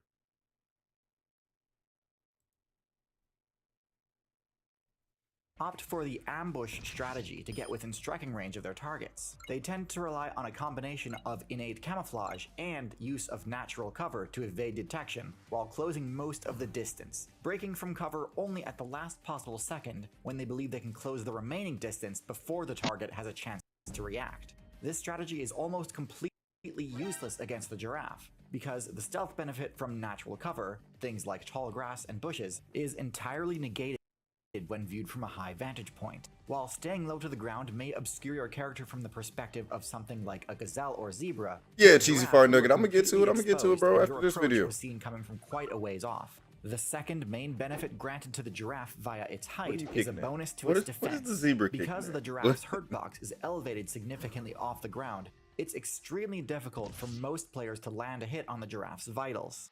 In fact, for literally every relevant threat in the African meta, landing a strike on the giraffe's weak point requires either a risky jump strike or an ambush from an elevated position, neither of which are very efficient strategies, with the jump strike in particular being easily punishable by any of the giraffe's many powerful counterattack options. God damn! Let's take a look at what those are. He started stomping the shit. He stomped the piss out that lion. Hold up. Makes it very easy for a giraffe main to land their own attacks. Similar to horses and zebras, the giraffe's main method of attacking is its kick, dealing moderate damage to any target that dares enter the giraffe's zone of control. However, when the giraffe really needs to deal some damage, it resorts to its signature move, the ossicone bash. The giraffe swings its neck in a wide arc, with the intent to connect with the horn-like protrusions on its skull, called ossicones. Connecting with this attack means pretty much instant game over for any player it hits, unless they have an extremely large health pool, such as another giraffe. However, it is a bit more risky to just throw this move out, considering that it puts your normally out of reach weak point in a potentially vulnerable position, and also deals a little recoil damage with each use as well. And if an attacking player does manage to dodge the first swing and get in close, using this move becomes much more difficult, since the close range hitbox is a bit of a sour spot. But still, the mere threat of this move is enough to dissuade most attacks, to the point that most Predator players won't even bother with a high-level giraffe. Low-level giraffe mains are a lot more vulnerable, and this is where the efficacy of the giraffe's reach and height is really put to the test. Upon spawning in, the giraffe is pretty much helpless. It doesn't have any advantage on its opponent's side. Because of its slender, lanky shape, it has disadvantage on all saving throws to avoid being grappled or knocked prone. And so it's the job of the higher level giraffe players. Why do baby giraffes look so flicked? Protecting a newborn giraffe as it matures. Now, because where did he go, George? That's what that looked like. Where did he go? Able to guard where did he go? And pressure a counterattack on any player that would dare target the newborn. However, because the giraffe does not possess any AoE attacks, defending against multiple opponents at once can be quite challenging, often necessitating that a newborn tank a few hits as the mother chases away one attacker at a time. Bro, you stepped dead on the baby! You stepped dead on the baby! Amount of HP, but even so, it's not uncommon for the escort mission to fail. And with a respawn time of 15 months, this is certainly one of the most frustrating aspects of giraffe gameplay. Next, let's talk about individual matchups. First we have the cheetah. Anyways, on a serious note, first we have the leopard. Now, the leopard is one of the most interesting matchups because of its ability to climb and attack from a high vantage point. Leopard players have been known to use their ability to climb as part of their ambush strategy, pouncing on their target from above. This could mean it's the only predator in the game with an honest shot at landing a surprise crit against the giraffe. But in all honesty, this would be an insanely risky strategy, and since leopards hunt alone, there's really not much reason to try and take down such large prey, when they can survive just fine off of the standard diet of antelope and deer. Still, against a lower level giraffe, I could see this strategy working pretty well, if no allies were around to rescue it. But since leopards kill slowly by strangling their target with their bite, this gives the giraffe's party members a lot of time to react and respond accordingly. This is similar to the issue lions have in their kicking the hell out of everything. Oh my Compared to some of god. the other potential threats, a lion can't actually deal that much damage on its own to a giraffe. Even against a low-level giraffe player, it's unlikely they could take it out in a single attack, leading to the same issue as a leopard, where the giraffe's teammates would be able to rescue it. However, because lions do cooperate, together it is possible for a pride of lions to bring down even a large adult giraffe, but not without serious risk to the attackers. And since lions typically close in on their targets by staying low to the ground and moving slowly, the giraffe's height is perfectly suited to detecting their approach and escaping before they're in any real danger. So lions taking down giraffes does happen, but it's exceptionally rare. The rhino is an interesting matchup. Obviously, giraffes and rhinos have no real reason to attack each other, but due to the rhino's poor eyesight, it tends to perceive most players that come near it to be threats regardless. Lucky for the giraffe, I'm sorry. Should I be laughing at that? Is that animal cruelty? No, that should be good, right? That should be good. That's not animal. He ran into the car. The rhino ran into the car, right? That should be good. That should be tend straight. to do just fine in this matchup. Despite the incredible range of a rhinoceros's horn, the giraffe's kick can still outrange it. And although rhinos are quite tanky, a good kick to the face is usually enough to dissuade further attacks. An important matchup. Yo, I that want to giraffe discuss kick the is hyena. deadly as. Now, because they Oh can't my really gosh. jump, hyenas don't have anywhere near the vertical front range that Wow. lions or I've never leopards do. seen a So giraffe attacking actually an be adult giraffe actually is pretty much peg out of people the like question. this. This is However, crazy. instead of this increased agility, hyenas have a much more powerful bite. Rather than requiring a critical hit, a hyena can crack bone with a single bite anywhere on the target, which can immediately disable their prey and make rescue attempts futile. This is particularly effective against players who rely on their teammates for protection, as even if an ally does step in to fight off the attackers, oftentimes it's simply too late and the damage has already been done. Eventually the teammates will move on and the hyenas will be able to close out the kill. Lastly, I don't think it's any real surprise to see that giraffes still have to respect the space of an elephant.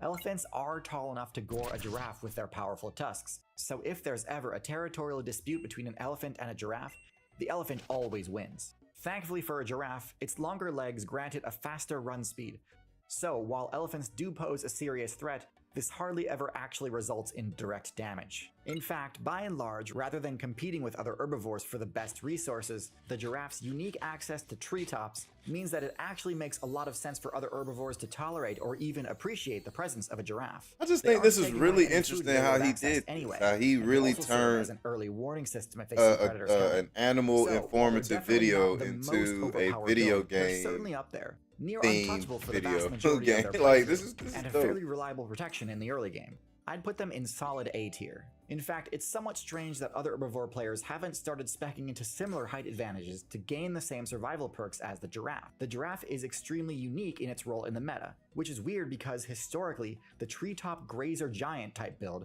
has been extremely successful. Giant long-necked rhinoceros reigned supreme during the Oligocene, and before that we saw this strategy absolutely dominate during the Mesozoic in the form of the sauropod dinosaur. So why only the giraffe in today's meta?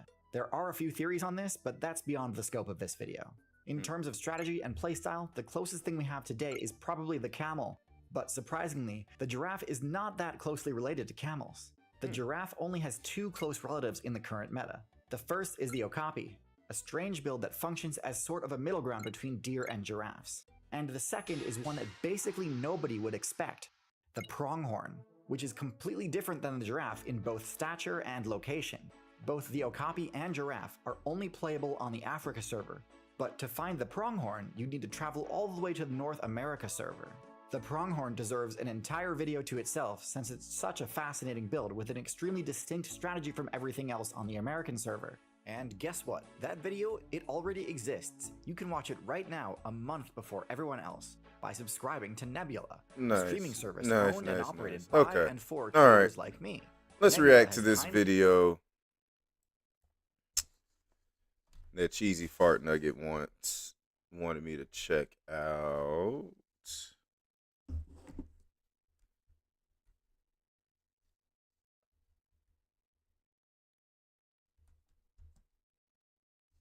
What was it called? Times.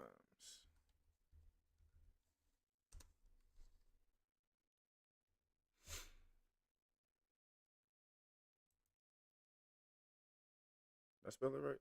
Oh, I put an I in there too. I think it's just exclamation point. Excuse me. Here it is.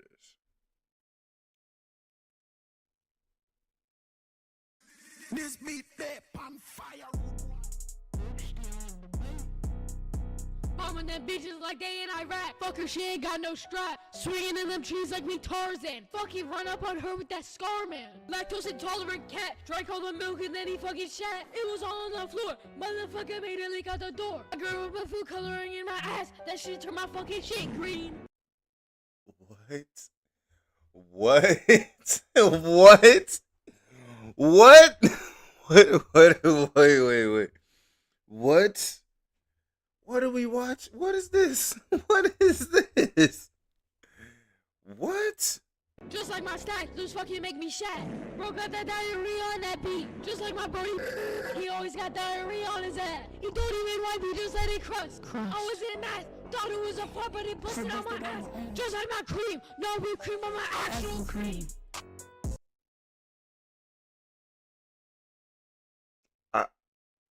I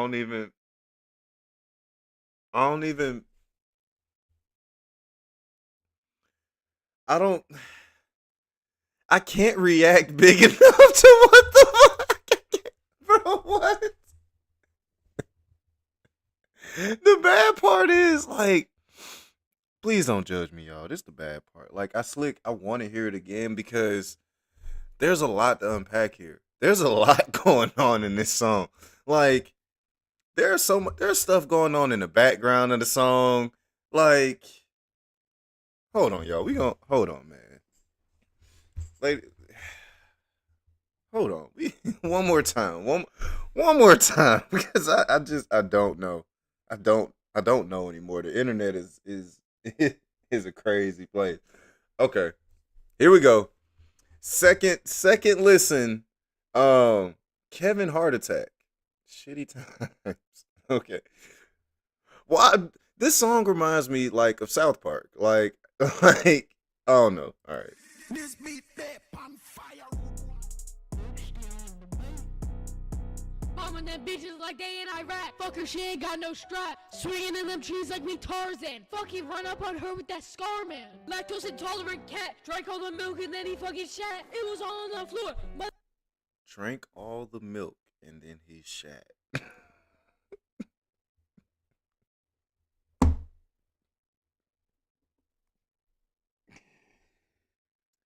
The rhyme, the bar was based off of a rhyme between Iraq and shat.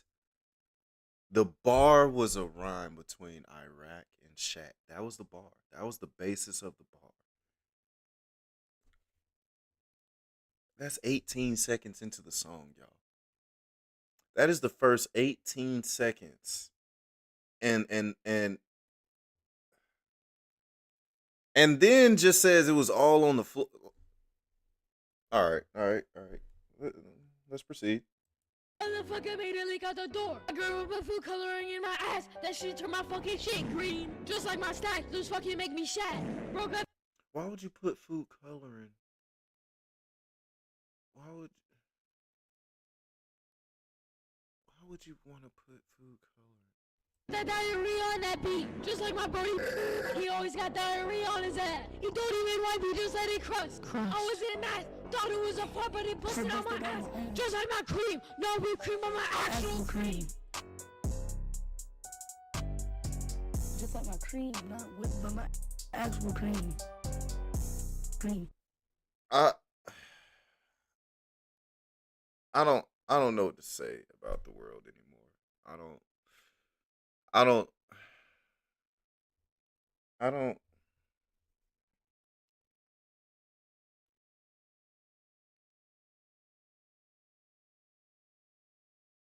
I'm I'm legit like I'm legit like speech like I really don't know what to say or how to really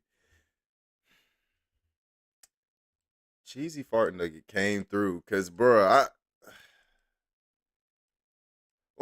I feel like I shouldn't have heard that. I feel like I feel like I feel like that song did harm to me. I feel like listening to it not once but twice actually did some type of actual harm to my person. Like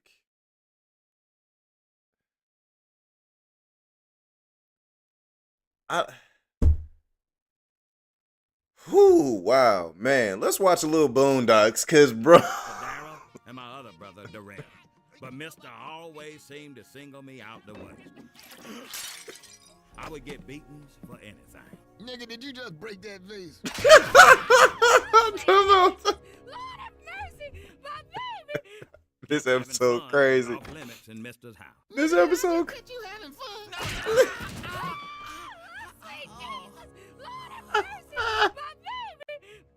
Every day, he reminded me of what a failure I was going to be. Mister, I want to be a doctor when I grow up. Nigga, did I just catch you wanting to be shit? Sweet Jesus, Lord have mercy, my baby. My daughter, an adopted Negro mother, who I loved almost like she was white, did the best she could. Now don't you? He said, "Did I just catch you trying to be?" This nigga, deep down in your heart, you always have to believe you are special. She made sure I knew all my white history. Oh. Who's George Washington Carver? He's the man responsible for more peanut allergy deaths than anyone who ever lived. Baby, why don't we read about all right. You know what? Boondocks came in hard. Great white man. They came in hard. He done caused more peanut allergy. Biological father returning to take me away to white people land. But it never happened. When I thought it couldn't get no worse, my grandmama showed up at the doorstep. I'm dying. She was the only person I ever met more miserable than my Man. Ugh, look at you. Didn't I tell you wasn't gonna be shit with your stupid, ugly wife and your stupid, ugly children? I can't wait to die so I don't have to look at your ugly black nigger ass no more. God damn it. Wow. Wow. It was very shortly after that, my All right. Wow. I forgot how crazy. Yo, Ruckus has the worst life. Ruckus has the worst life. Oh, man. Oh, man. It's crazy. Wiz Khalifa never been? Oh, man. Wizzle was my ish. What? Classic? Hold on. Flashback in time real quick back to Wiz Khalifa when he released Never Been. Where were y'all at when Wiz Khalifa released Never Been? I remember where I was. I was chilling in the cut with the homies. I was in college 13 years ago. Oh, I was at a party somewhere.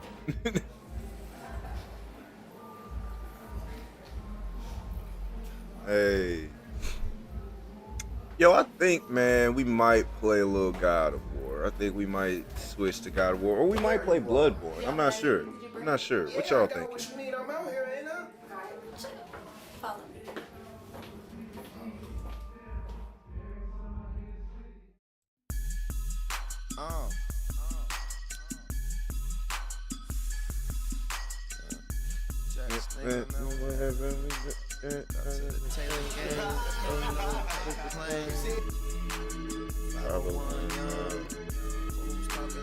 They don't want none.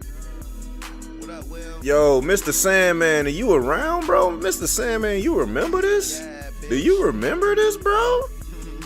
Mr. Sandman, bro, I don't think you remember, bro. I don't think you feeling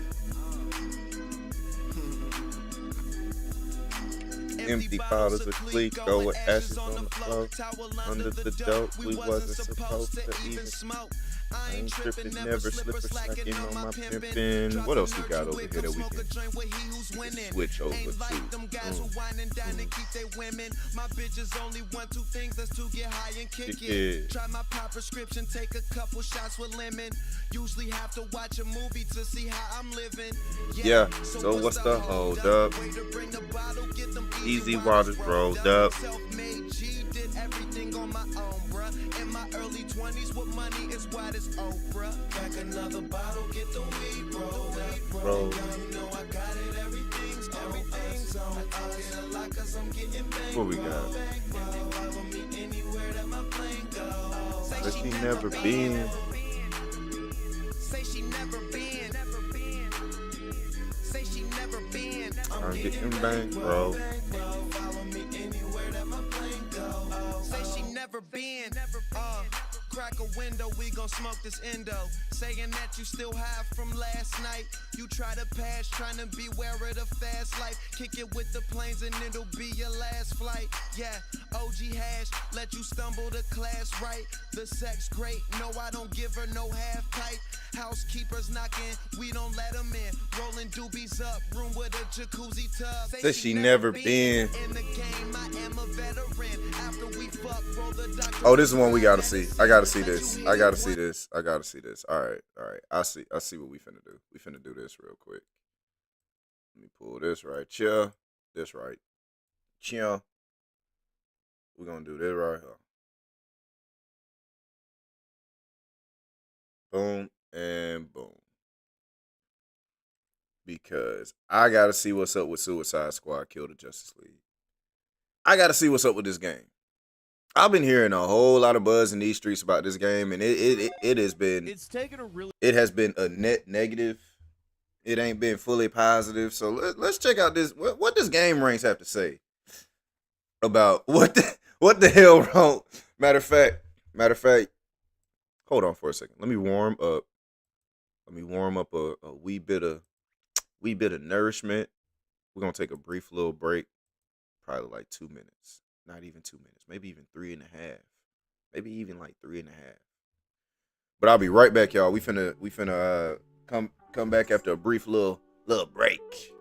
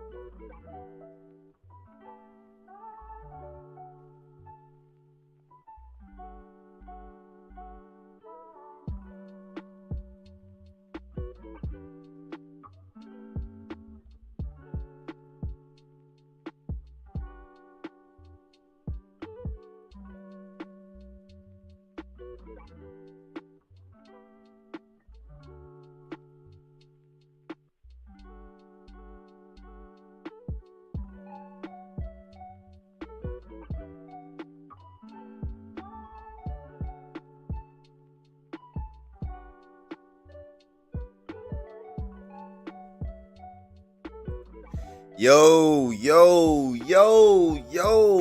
friends, family, pets, aliens, cyborgs, autonomous robots.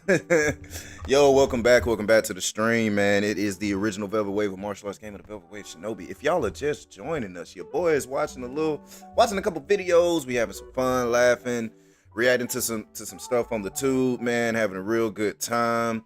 May even go into some gameplay here in a little bit. Also munching on a nice little bit of nourishment, nice little bowl right here from the House of Waffle. I feel sorry for people in parts of the country that don't have access to Waffle House. I'm sorry for y'all. But munching on some of that, hey man, look. If y'all are just now joining us, the color of the day is this right here. This lovely, crisp lime or neon green, depending on where you're at. Your boy also has a nice little shirt right here, and I also got some Pickle Rick socks. I'll show them to you later if you didn't see them at the beginning of the stream. But obviously the color of the day is lime green. If you want to dictate the color of the day for the next stream, go down into the chat over on Twitch, man, and type !QUE. Hit the space bar, type the word join, JOIN. I will say it again, go over to the chat, type !QUE, hit the space bar and the word join. Every single stream, I let you, the viewers, dictate the color for my next stream. There are about 40 different colors and shades that you have to choose from. And if I don't have exactly, I probably got something close, man. Whatever color you want to see, make sure you throw it in the chat by adding yourself to the queue, because at the end of the stream, I will pick somebody. Whatever color they had is what color your boy is going to rock with. So make sure you guys get yourself added into the queue so you can dictate the next stream color and what we rock with as far as the velvety do-rag and the gaming socks. And yeah, man, I'm gonna cut the music really quick. We're gonna get back over to the videos and the reviews and reactions and all that other stuff. Right now, we're watching this video by Game Ranks, another channel I'm sure some of y'all might have heard of or watched. They're one of the channels I watch a lot for gaming news and things coming out, and before you buys and all this stuff. And they're talking about Suicide Squad Kill the Justice League. Now, I've been hearing a lot about this game. I was interested in this game when I first heard about it. And since then, I have hearing net negatives about this game. So this is a new video that they came out with 17 hours ago. I haven't seen it yet. So let's watch it. Let's see what they're talking about this game. Because this will probably be one of the biggest deciding factors on if I even give it a shot. So Really long time for Rocksteady to follow up their highly acclaimed Batman Arkham series, 9 years to be precise, and it's not going well. Behind the scenes drama, angry fans, server issues, everything you'd expect to see in a highly divisive launch is here and accounted for. There's a lot of anger getting thrown around at the moment, and unfortunately it's almost entirely justified. There is a lot to talk about with this game. Hi folks, it's Falcon, and today on Game Ranks we're going to ask the question, just what the hell is going on with Suicide Squad Kill the Justice League? Before we get going at all, I gotta give you a spoiler warning. I'm gonna spoil the hell out of the game, up to and including the ending. If that's a thing that matters to you, the X is the thing you should probably click right now, but I think you're gonna want to stick around. Honestly, y'all know I'm normally not for spoilers, but since I've heard so much negative about this game, we gonna watch this. If you don't want spoilers, come back in every bit of 18 minutes. Your boy will still be here chilling with the Velvety Vibes. Because I understand. Some of y'all don't care, which is cool. We all have our own opinions and stuff like that. This is one particular time where I'm okay with spoilers, but if you're not, swing back around in a few minutes, man. We're going to get back to some more Velvety Vibes. You know, just hold it down. Just hold it down. Because you know a game is going to be trouble when even the previews from major gaming websites are like universally negative. Here's the thing. Among enthusiast circles, the game has been a punching bag for years now. After endless delays and major leaks, which have all turned out to be pretty much spot on in their implications, people have been ready and set to hate this game. Rocksteady's previous games, the Arkham series, are highly curated single-player adventures with tons of content, and not just any content, unique, good content, and a bunch of creative shifts in gameplay. The stealth system upended the stealth genre, turning you from prey to predator, and the combat system was copied by just about everybody else. It cannot be This thing is lagging like crazy. Let me see. See if I can do something about this lag. Can't be having that. Can't be having that.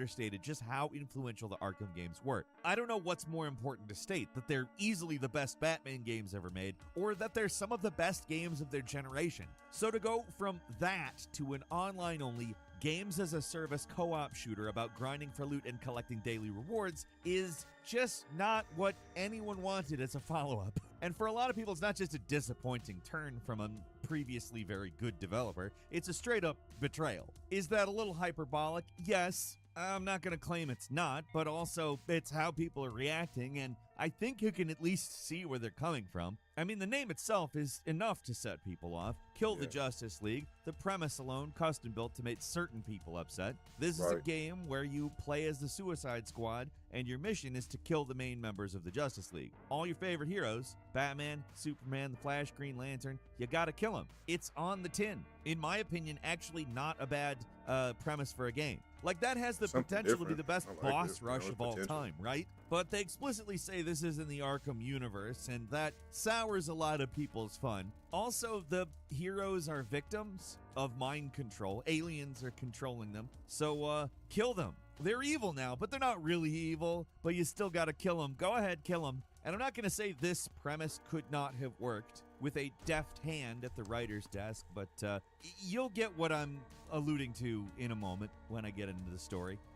Unless we get a full-on expose of just what was going on behind the scenes, we just don't know why the game turned out the way it did. We know the game had a rocky development. Hell, the two founders of the studio, Jamie Walker and Sefton Hill, left the company in 2022 while the game was still being worked on. When the founders leave the studio, that's kind of rarely a good sign. But they didn't just leave, they left mid-development of the game, and the warning lights come on there, if they come on anywhere. On top of the internal drama that was reported on, the studio suffered a number of high-profile leaks that all but spoiled the entire story well before the game even came out. Most of the time, these leaks sort of lead to misunderstandings, misinformation about what a game's story actually is. But Suicide Squad, no. Everyone was right to not like what they were seeing.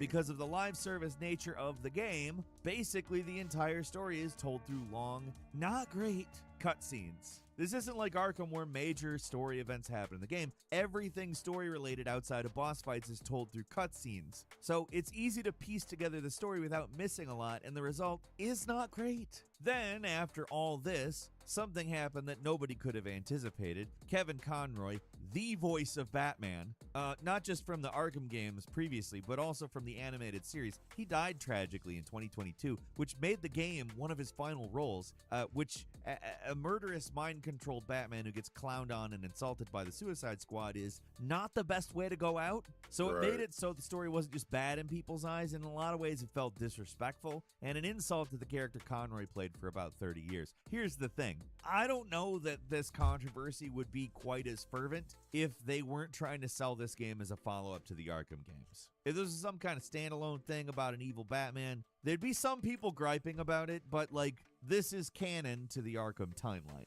I think if it hadn't been, the negative voices wouldn't have been quite so loud, but there is a lot of negativity surrounding this game. So much so that it makes you think it can't possibly be that bad, right? This is Rocksteady we're talking about. These guys know what they're doing. This is not the same Rocksteady that made the Arkham games, though. On the first day of early access, which was only available to people who dropped $100 on the Ultimate Edition of the game, go figure, the entire game was inaccessible for most of the day because of a bizarre bug that started new players off with 100% completion. The devs were already on the defensive. They gave $20 of in-game currency as compensation so players could buy costumes. Some of these bundles can cost up to $40, and the game gives you no way of earning currency or store items in-game. So they're already not off to a great start. They're also not providing review codes to most major websites, and that's not a good sign. I mean, sometimes... Oh my God, this is 5 minutes and 45 seconds, and God, this game is trash. This game is straight dumpster fire. God, and I'm so sad because I was hype about it too, and then all the stuff that I was seeing, I was like, oh no, this can't be so. But this is really a trash-tastic game. Trash-tastic. Sometimes you get a Doom 2016, which also did. At this point, they might want to just cut their losses, double back, say it's not canon, and try again.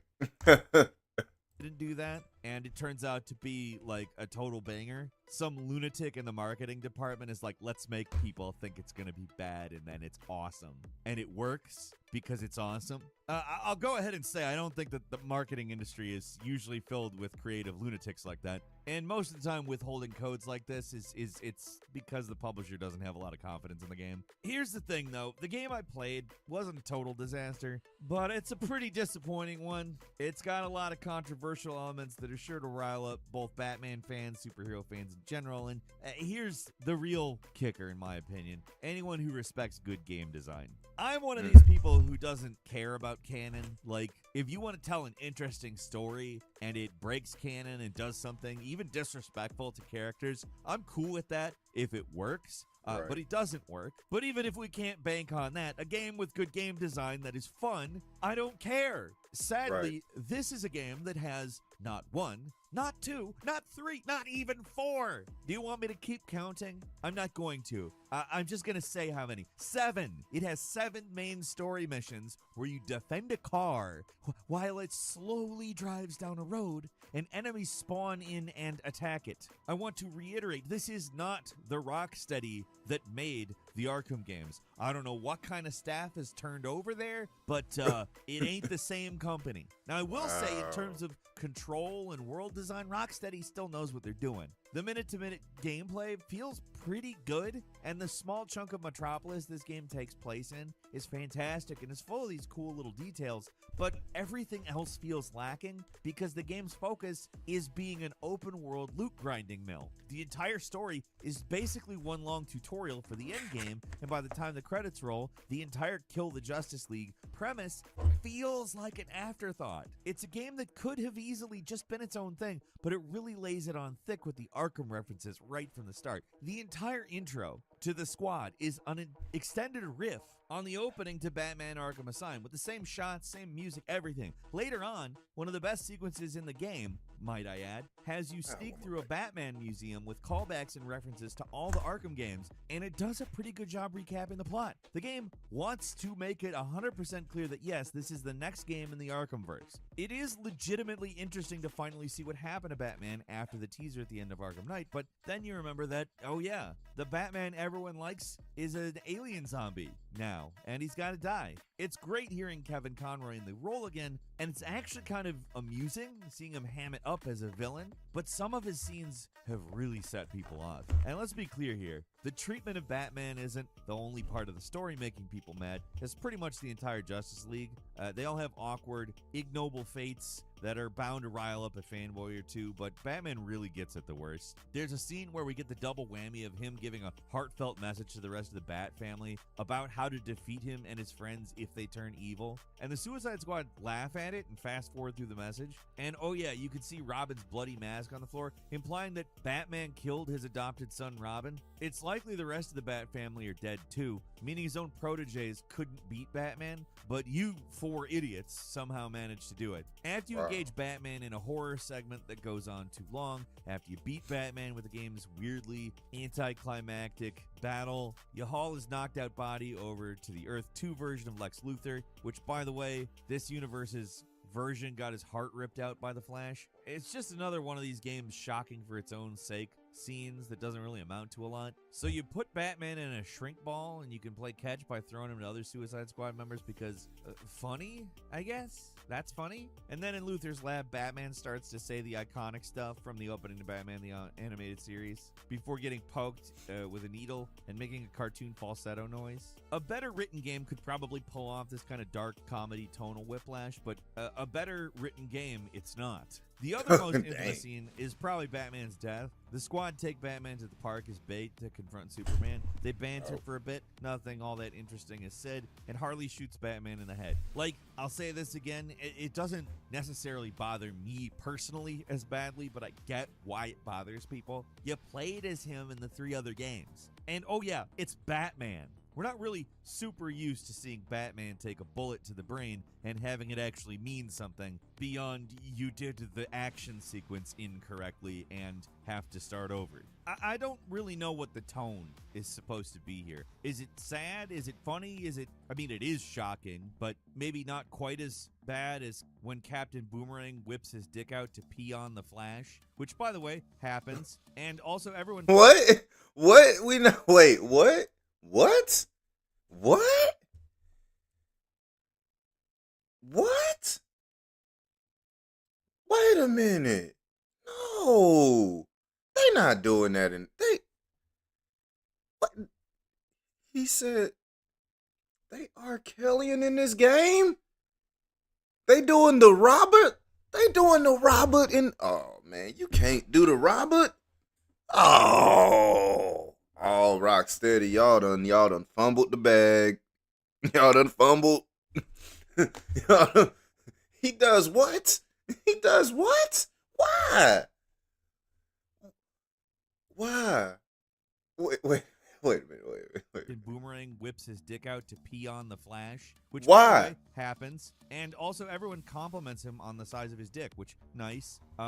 What the hell is going on here? Of course, it's also likely that none of these characters are actually dead in terms of the game's story. There are just enough clues here to suggest that they're all still alive somehow, either kept alive by Brainiac, or they're clones, or they're replaced with alternate universe doubles, or some crap like that. It just doesn't fix the not funny and awkward death scenes. Even if it gets undone later in DLC, we still had to watch a scene where Batman gets shot in the head on a park bench, and it's not really played for laughs or for pathos. Like, it seems to not really matter, and that's the weirdest part about it. At that point, it just seems kind of like they're trying to wrap things up. Overall, the story is a mess, and that's where all the easiest outrage comes from, but it's hardly the only problem the game that fans are pointing out. Another issue is, well, the graphics. I'm not going to come out and say that this is an ugly game. It can look pretty damn nice sometimes even. And on PlayStation 5 at least, it runs silky smooth, but when you directly compare certain aspects of it to Arkham Knight...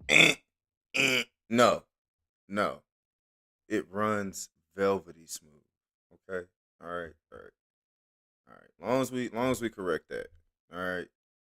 Smooth like velvet. All right. Long as we got that in, we good. It's tempting to wonder what the hell they've been doing the last 9 years. Like, Arkham Knight came out in 2015. That is 9 years ago. That's almost a full decade, and it holds up extremely well. The rain-soaked city streets still look amazing now, today. The character models still look great. You can clearly see there's a difference in technology when you compare the facial animation in Arkham Knight to Suicide Squad, but the differences are not so distinct in a lot of other ways. Take, for example, a panning shot at night. In Arkham Knight, the world is vibrant and beautiful at night, while in Suicide Squad, it just feels barren and empty.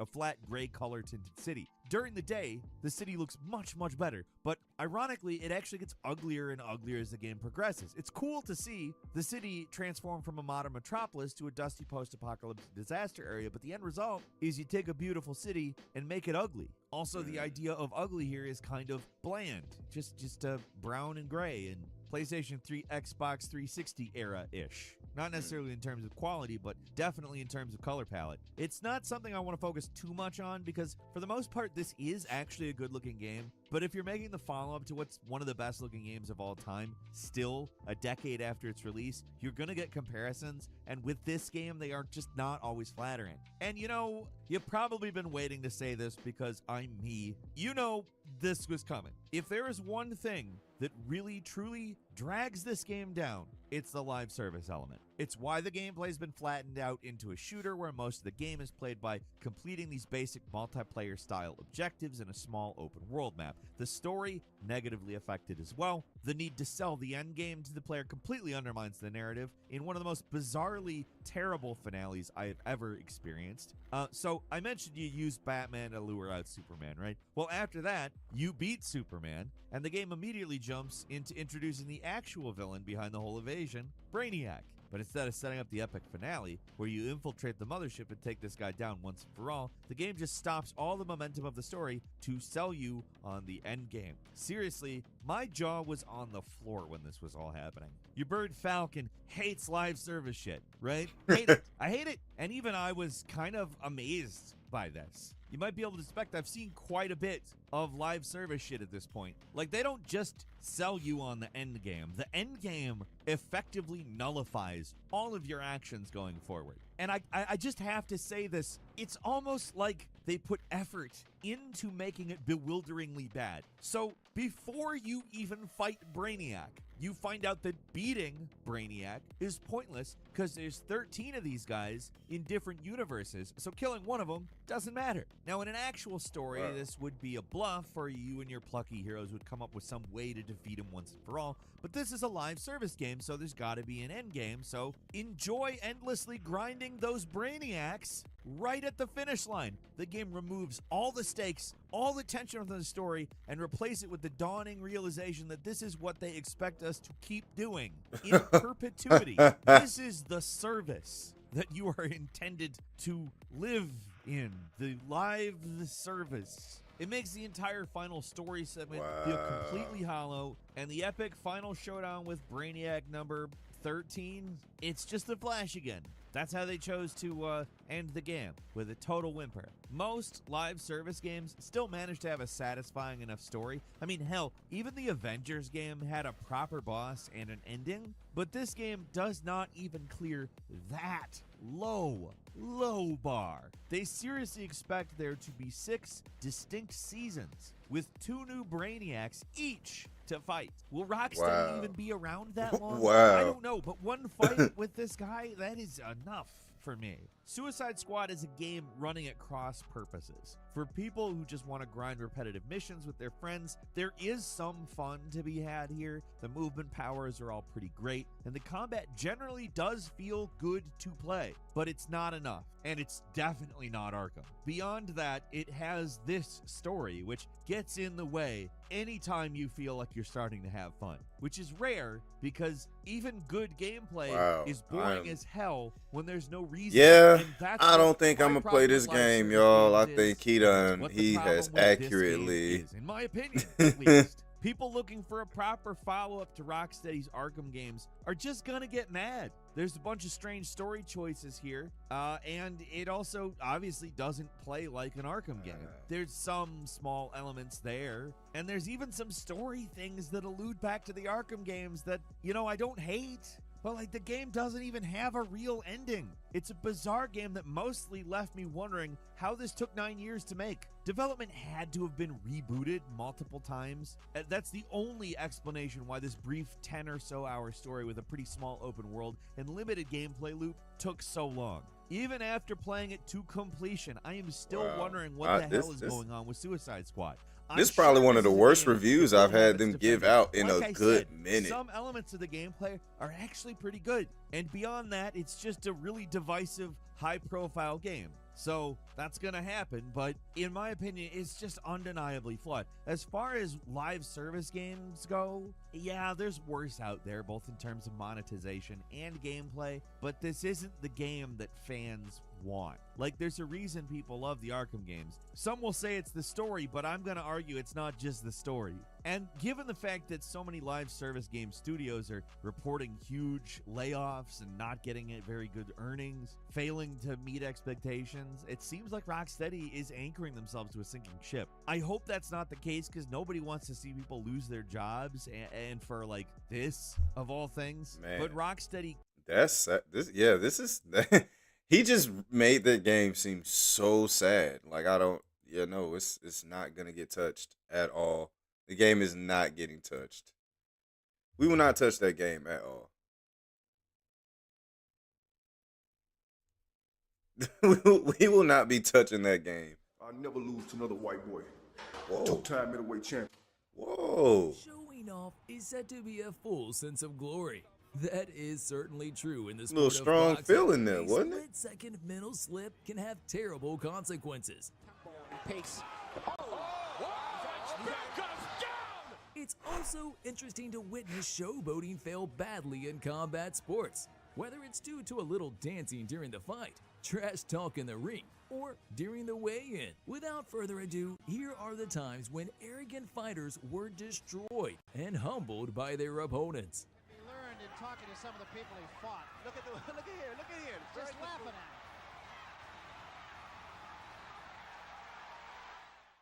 him. Brandon Peekaboo. Lambert faced Jared Grant at Knucklemania in February of 2021. Despite Lambert's initial confidence heading into the matchup, he made the mistake of spending most of the fight taunting his opponent instead of focusing on fighting. Hands down, look at him. Clowning right now, Lambert pointing to the center of the ring. Just yelling and screaming right there. He's wasting energy, and you're Whoa. gonna need. Ooh. Right hand, left hand misses. Hey, he got the neon. He got the memo about the neon green, y'all. He heard about the color of the day. He heard about the color of the day. He said, I'm gonna link up with the Shinobi vibes and go with this light green.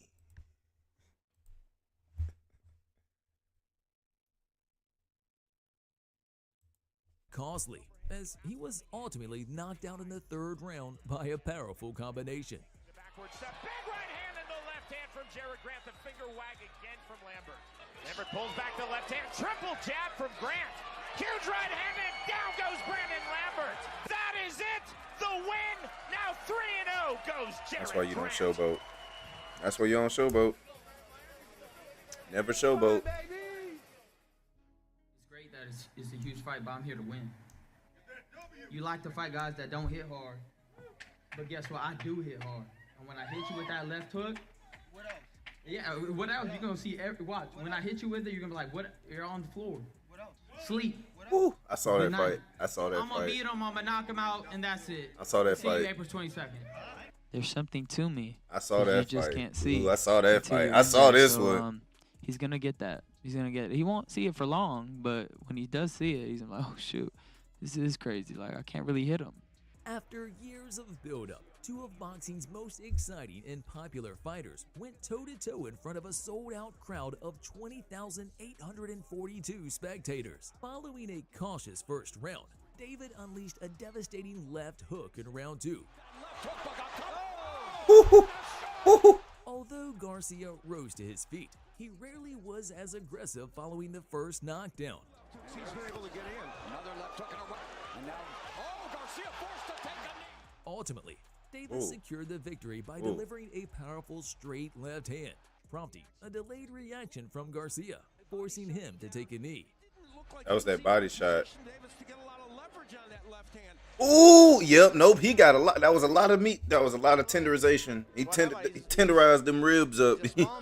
He peppered up that steak one time. Looks frail to me. I see a half a fire. His little legs, his little core, his little head. I'm gonna knock him out inside 4 rounds. Mark my words. Oh, I remember this fight too. This is my first time in a boxing ring. And in 6 weeks, I run boxing. Ooh. What's up, Espinoza? You little weasel. This was not a good look. This was not a good look for him. If there's ever a man that looks like a weasel, that's it. You gonna do? You gonna stand up and do something? You sit down and shut your mouth. This guy's disrespectful. This guy's straight up disrespectful.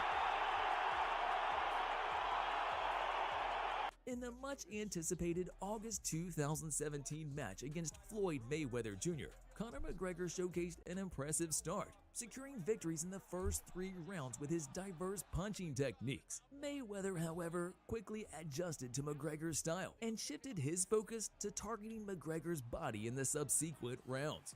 As the fight progressed, McGregor noticeably fatigued, and Mayweather's composed performance capitalized on this advantage. McGregor fading, coming on here in round 9, another right again. Floyd Mayweather has McGregor on the road, still standing. That's it. In the end, Mayweather achieved a TKO victory in round 10 when the referee intervened to prevent any potential further injury. And still undefeated, Floyd Money Mayweather. together. Probably one of the most controversial fighters. The showdown between Andre Mikhailovich and Alex Walters held the promise of explosive action, with Alex Definitely one of the most ending the successful weigh-in by controversial gesturing fighters. a gun symbol as he walked away. Fight, okay? You know all the rules? Touch gloves and let's get them on, boy.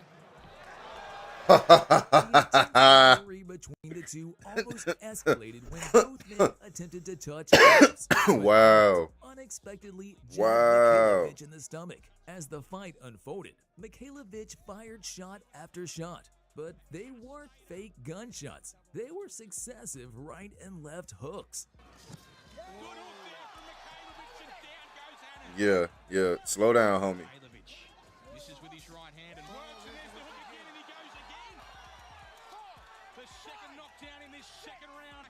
35 seconds to finish. Takes another shot and more. And here they come, and there's the stop. This relentless onslaught ultimately culminated in a technical knockout, sealing a perfectly executed act of revenge by Mikhailovich, who proved it when it mattered the most. The first part of his name is literally similar to how I spell my son's name. Back in March 2011, Miguel Cotto faced the trash-talking Nicaraguan slugger Ricardo Mayorga.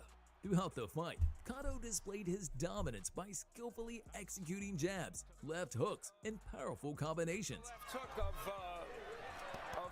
Cotto, and Mayorga says, come on. Come on, fight me. Keep coming. Can't knock Mayorga out, so Mayorga stays there. All right. What a showman. Did he say Cotto? He did, didn't he? I could. It's Miguel Cotto. I was trying to say, bro, who? Despite Mayorga's attempts to rattle Cotto with his notorious trash-talking and arrogant behavior, Bro. Puerto Rican remained composed. That's Miguel Cotto, bro. I just like he said Cotto. I'm like, what was he talking about? In the 12th round, Cotto delivered a Cotto! left hook that caused Mayorga to wobble and fall to his knees. Just do a little bit of research on how to pronounce some of these names. That's all I'm saying. Ultimately, forcing him to stop fighting.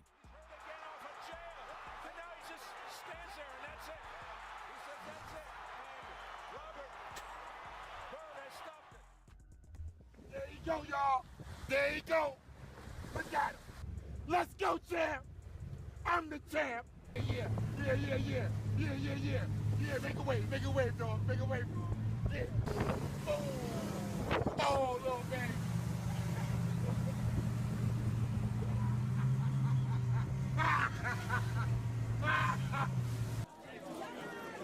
You got him.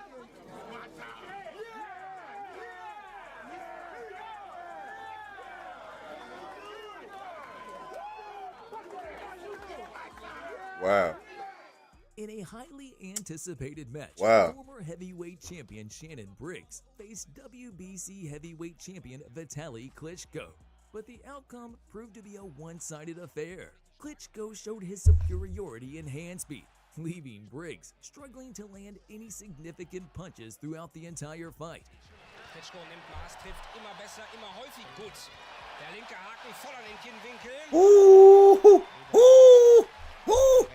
It's a whole lot of Hawaiian punch and knuckle sandwiches. It's a whole lot of food. Survives 12 devastating rounds of punishment. He is shut out on the scorecards and hospitalized with multiple injuries. Ooh. Ooh. Tomorrow you're going down. Saturday, baby, you're going down. You're going down. Yes, going down. In January 2016, Deontay Wilder faced Artur Spilka at the Barclays Center in Brooklyn. Artur appeared strong at the start of the bout, showcasing rapid foot movement and skillfully slipping punches, allowing him to win the first 3 rounds. As the fight progressed, he began to slow down and became careless, which gave Wilder an opportunity to capitalize. Ooh. When you see the neutrons and protons come off of somebody's head from a punch, it's a wrap. Look at all of the matter, the particles that came off of his face. Yeah, that fight's over with. That was over. That one's a wrap. That was Ovo. Too careless, and after that, you know. In an entertaining match, Philippine boxer Albert Pargara faced a seasoned Thai fighter who engaged in showboating and entertaining gestures that evoked laughter from the audience. And then, of course, John Del Casimiro opted to relinquish his belt. And here it is, Aikawi saying, come on, hit me. Don't worry, be Aikawi. Ayun, tinamaan siya ng kanan. Better chill out, bro. Better put them hands up. In the fourth round, Albert landed a combination followed by a left hook to the body that sent his opponent to the canvas. Estrada sa Macau. Ooh. Better put them hands up. You better put them hands up, bro. You better stop playing. And eventually needed to be stretched out of the ring. He paid the price for clowning around. He definitely paid the price for clowning around. Chill out. Tyson. He's a homo. Oh, baby. Something be a simulation. Dog, he ugly.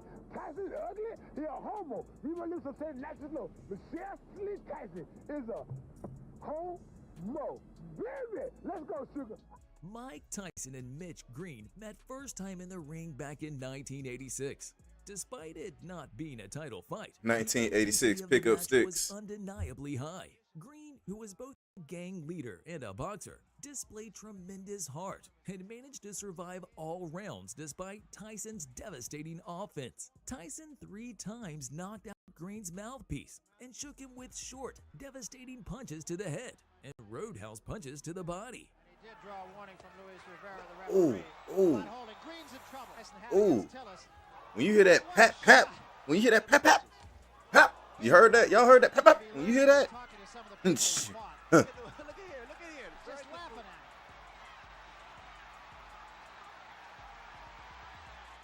Green, however, offered very little offensively, and Tyson was able to win a lopsided unanimous decision.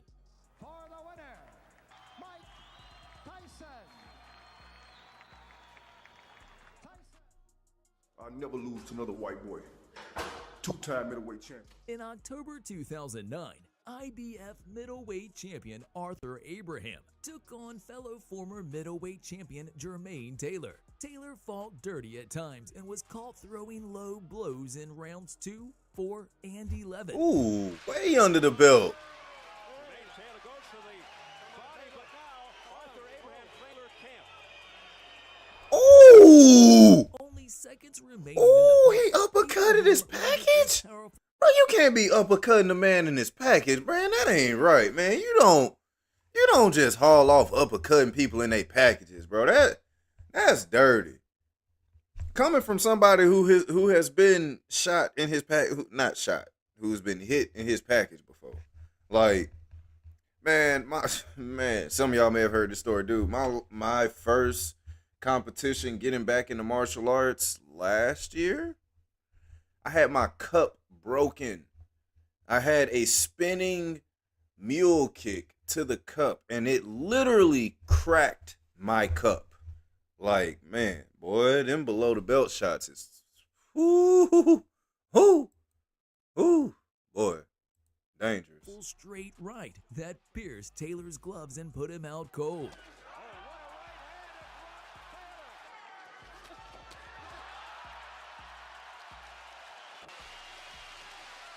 Oh, he fell like a brick.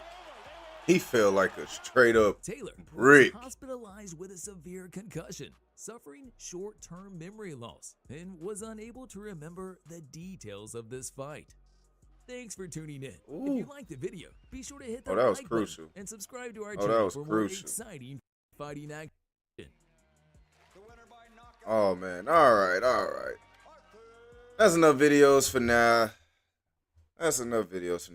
We'll watch some more of that stuff another time, another stream, potentially. But for now, let's go ahead and switch over to the gameplay. I said we were going to do God of War, but I think actually I'm going to play a couple rounds of Master Duel. get back in the Master Duel a little bit, have some fun with it, get reacquainted with the cards and whatnot. So that's what we'll end up doing.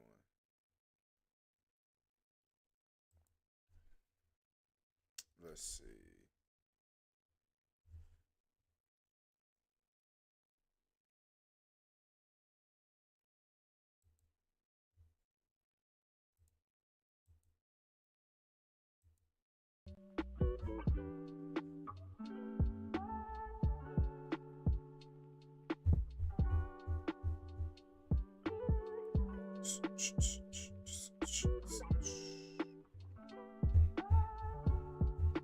Go ahead, switch up this information for the stream real quick. Yeah, we'll probably do a couple rounds of Master Duel.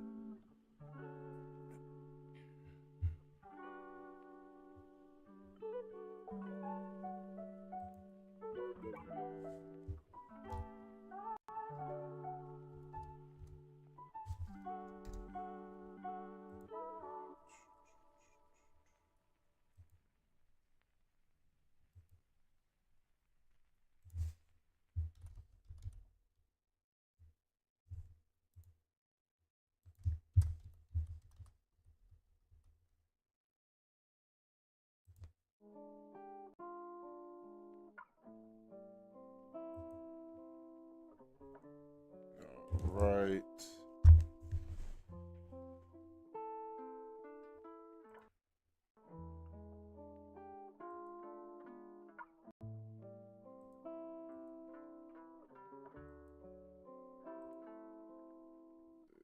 That.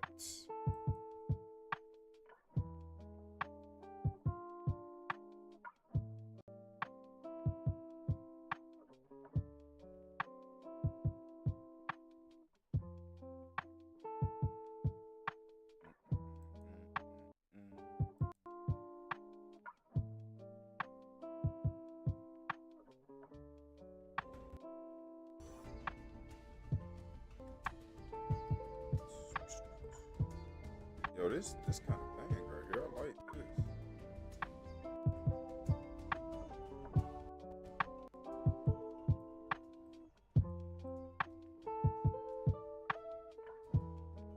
All right. I'm gonna go ahead and switch up the light to red, green. We could go. Ooh, y'all, look at how this neon glow in the light. Oh, that's dope. Wow, that's a bonus. That's a bonus effect right there. I didn't know it. I mean, I probably could have guessed it. But I did not realize it was gonna have such a icky glow like that. Hold on, let's see what we got. We got the green. Oh, yeah, that black light just make it glow so nice. We gonna rock with this for the light. Let that neon shine. Ooh. Oh, my controller getting low. Might have to switch it out.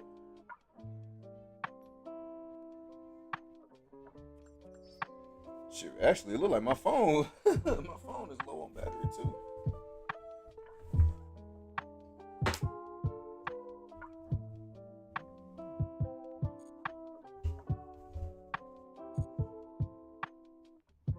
All right.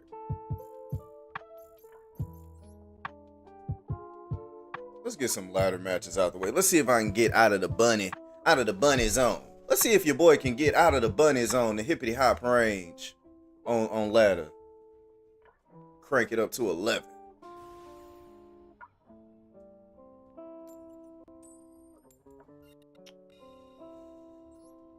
We will go first.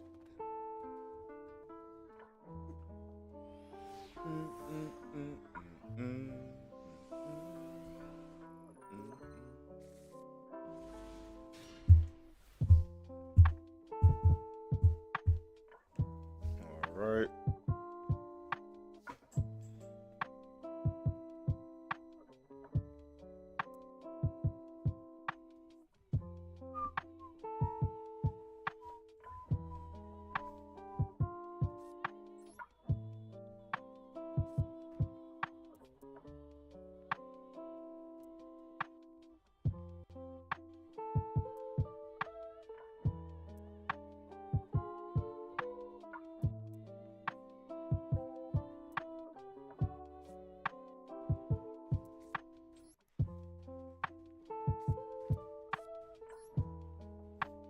That's the one thing too. I got to remember what and how my combinations played when I was playing. Like see, my problem, or not, I wouldn't even necessarily problem, but I'm super into doing my own thing for the most part. So like, I will try to do some stuff that adheres to the typical meta for a certain card or deck style, but at the same time, I like to mix it up, have some surprises, do the Shinobi style.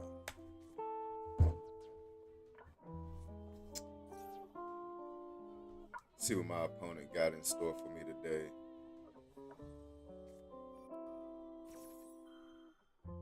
Yeah, after playing Master Duel last night with King Wolf, bringing back the cards and cardio, it brought back a little fun playing this game. I think we might start bringing this back into the rotation a little more frequently again. And I was talking to somebody else too about Minecraft. I know a couple people have been asking about that. That might be coming back soon too. So yeah, man, might bring back some of the old classics that we started on when we started this streaming journey.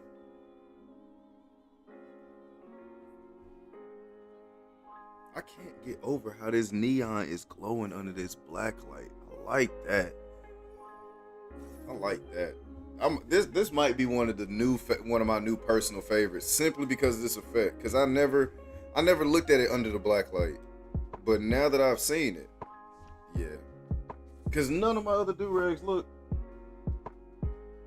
Granted, I got to reorganize them from them falling yesterday, but yeah, this looks the best. Good looking for the color of the day.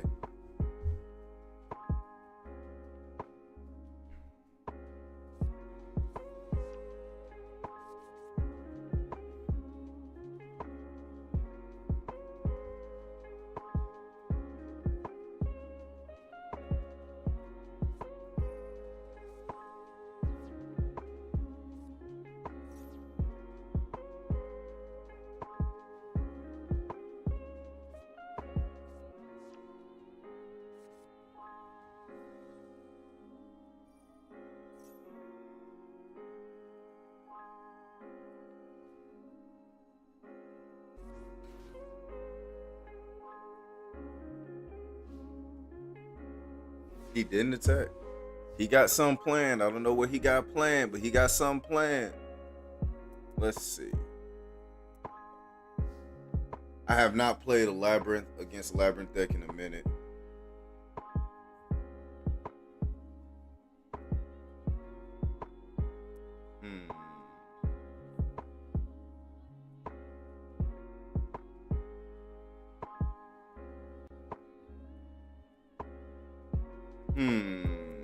Okay.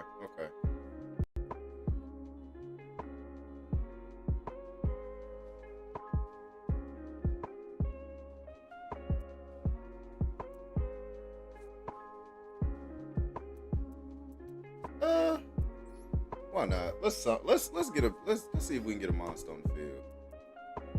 Let's see what he does. Do you want to do something?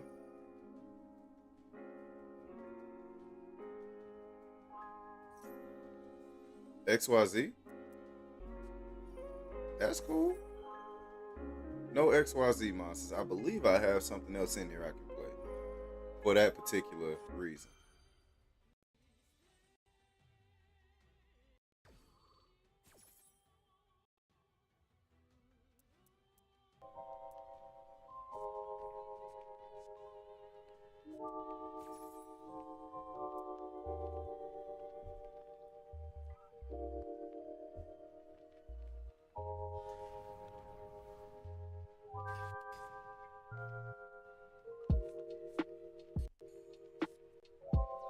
He got them comboing.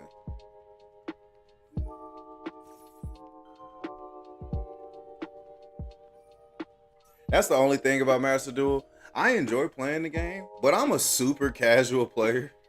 So like, I would never commit a whole bunch of resources to buying a bunch of cards and stuff like that. Like, I'm just gonna play with what I got, make it work, have fun. know a lot. I know a lot of this game be requiring, or not really requiring. We pushing heavy into putting cash in this game. I'm not on that.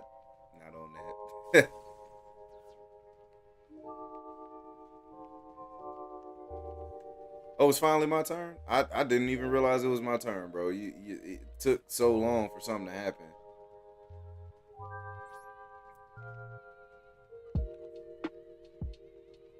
Why not? I don't know.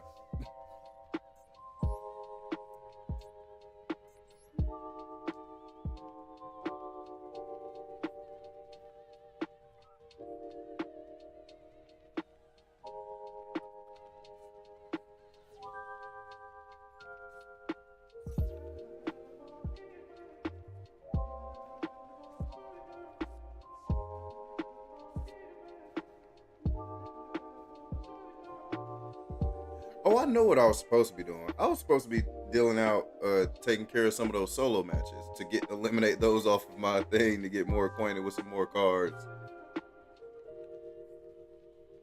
Yeah.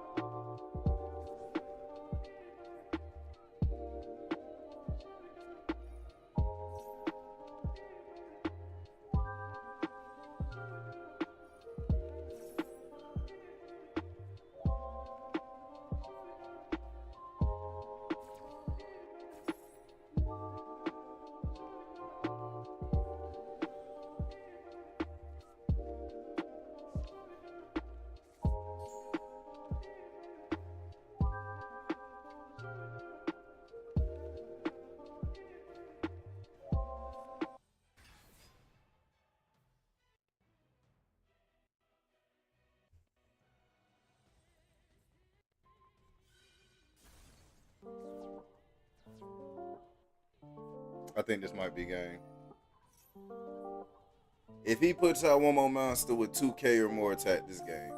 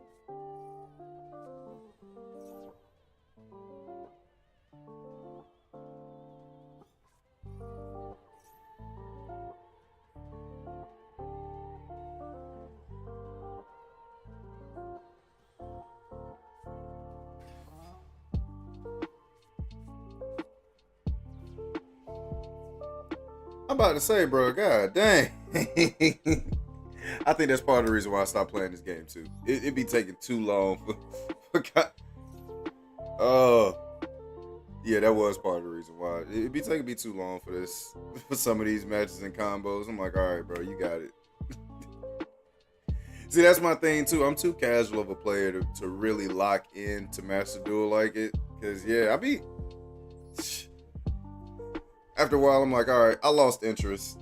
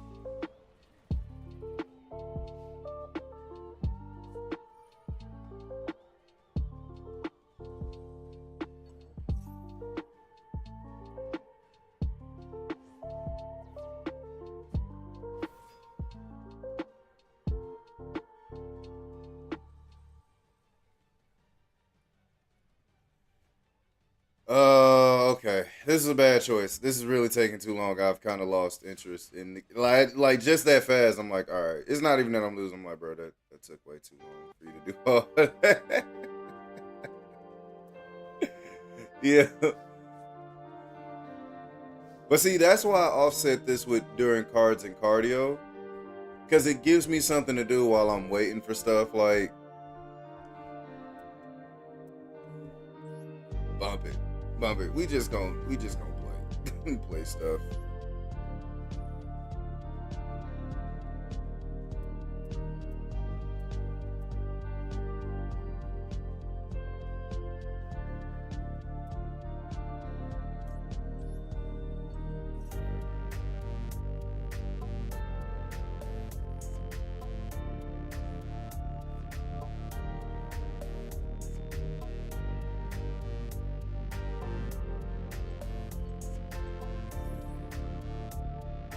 All right, GG, homie.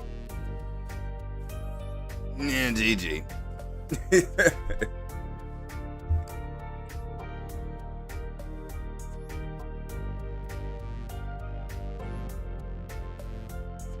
All right. You know what? Yep. That right there let me know I'm going to switch one more time. We going to actually play God of War. Yeah. Because I don't have the patience to play a long match of strategizing and thinking. I just want to kind of have fun and play. So yeah, we gonna switch to God of War and call it. I might just leave Master Duel for cards and cardio, so that way I have something else to offset me waiting for opponents to play. Because I ain't got the patience right now. I really don't. I don't feel like reading. I don't want to read right now. I know that sounds bad, but like, y'all know what I'm talking about.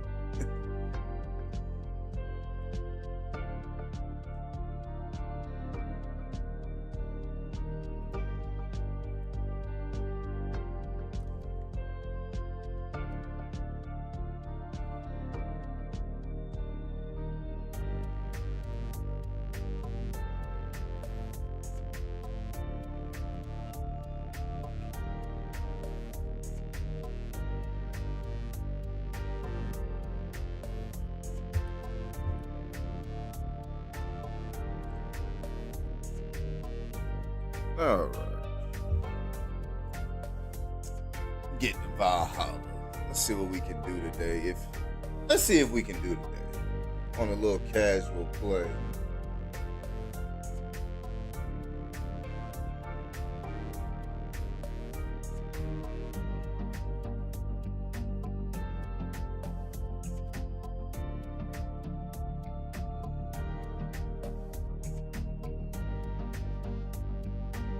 All right. Let me crack my neck, pop the fingers. I may not have to necessarily strategize, but I do got to have the reflexes. I may not have to necessarily read, comprehend, and strategize, but I do still gotta reflex. Gotta have the flexes of the reads. All right, what are my last couple of goals that I have left in this? Evasive Embers, I got that. Counterattack. Guardian Shield or Spartan Apparatus. Shield Slam with Stonewall. Let's knock the Stonewall shield out the way. Stonewall is probably my least favorite shields. Or at least one of them. So we'll go ahead and knock that. Try to put a dent in it anyway. Well, actually, since they have a bonus on Guardian Shield and I have a challenge with that, we'll use the Guardian Shield first. Come back.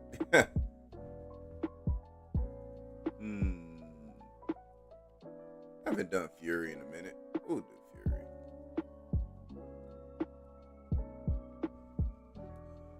All right.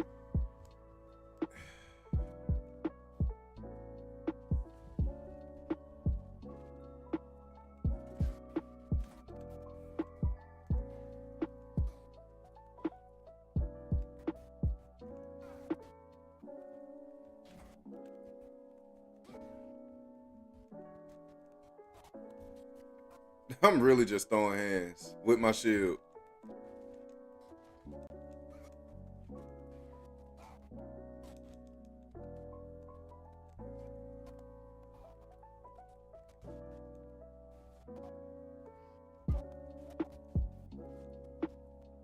There we go.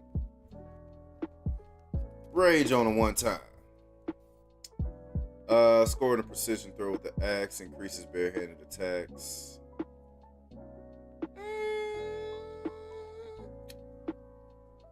Blade rush. We'll do bear force. We'll go bear force. Normally, I go for spear runs. I love the drop near spear, as well as a lot of the associated perks. But I do need a few more Leviathan Crest and Chaos Crest to buy more Resurrection Stones in the later parts of Valhalla. So we'll rock the axe.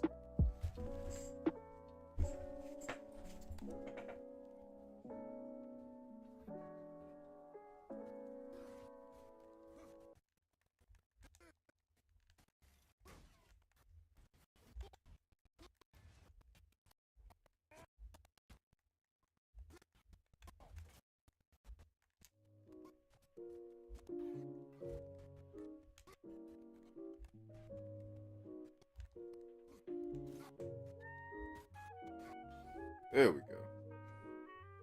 I don't know why I decided to go in right now with just barehanded, but increase all stun damage inflicted.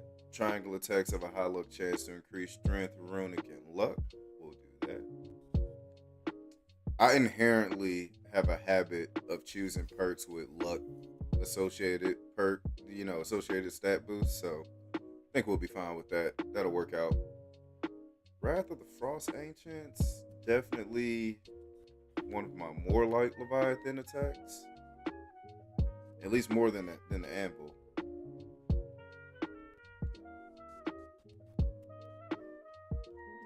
Any burden's worth it.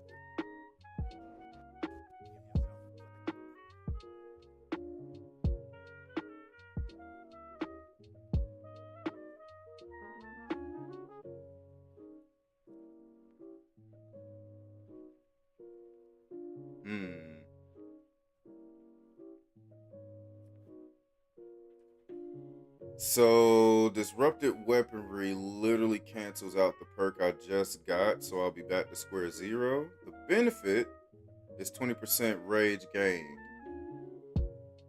I'm gonna do it. Essentially, in my mind, it's gonna have me back at the way I was when I started, because I just got a perk to boost to boost my triangle attacks. You're just gonna lower it.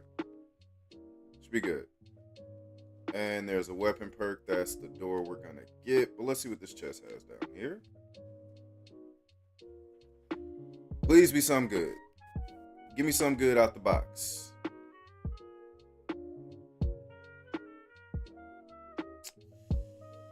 Defense cooldown, strength defense, runic. We'll go defense cooldown. Again, I like maximizing my cooldown and my luck perks. My luck stats. My cooldown and my luck stats, probably two stats that I thoroughly enjoy.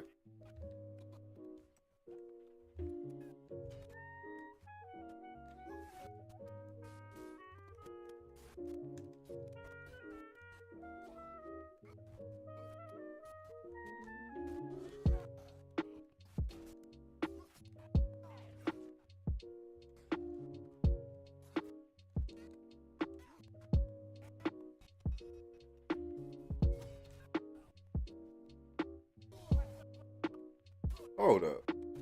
Oh, you want to hit somebody with fire? Okay. There you go. Cool down. Why don't y'all cool down? You want to hit... What? Hold up.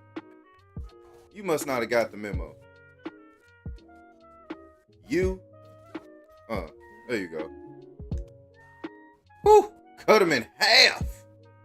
That's what we call slicing and dicing.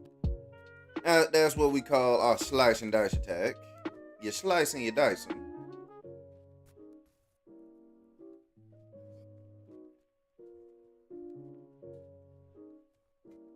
it'd be crazy if I'm just playing right now. I'm not even really intending, but it'd be crazy if this would be the day that we take out the Berserker King. When we really not even trying to take out the king today, this would be the day it happens. Mark my words.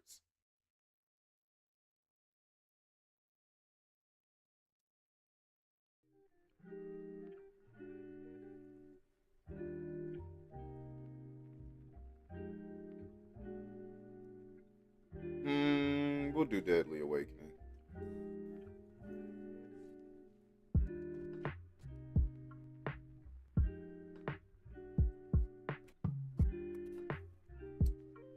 Oh, I get both. Yeah.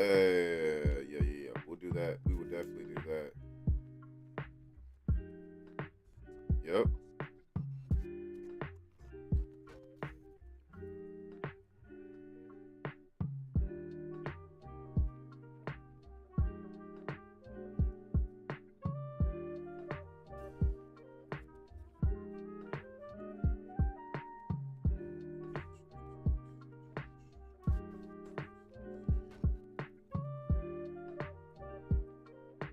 Strength defense runic, obviously.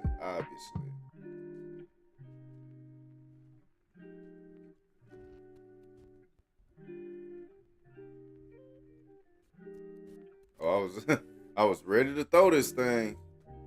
I was ready to sling this axe.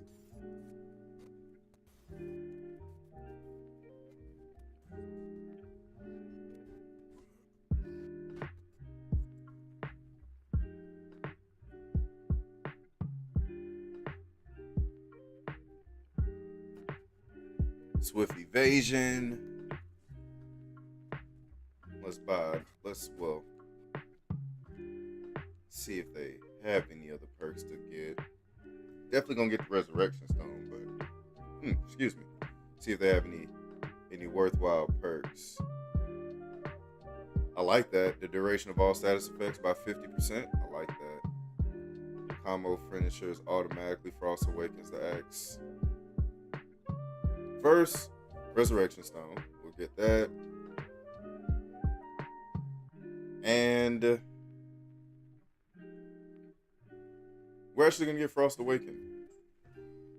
I've got a couple perks right now that are using the Frost Awakening ability, so yeah. And this will be the door to get us some crests.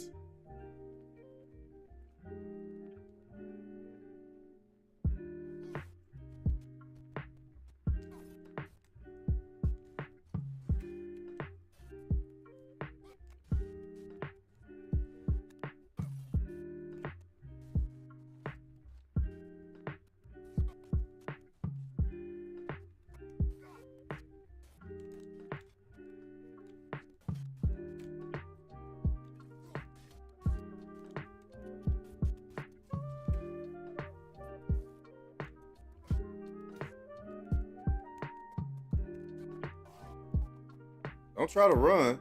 Don't try to run. I got hands.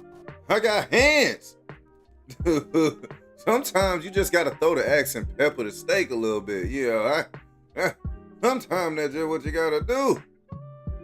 Let's head down first. Let's go downtown. I already know.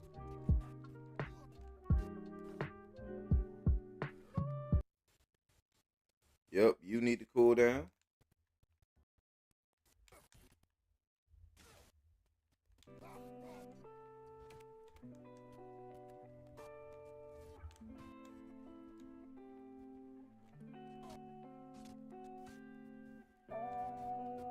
There we go. Huh? Now, all I'm saying is, if I'm fighting somebody and I just see him literally chop my homeboy in half right next to me, I don't know if I still want to partake in that battle. I'm just saying. I literally cut your homie in half in front of you.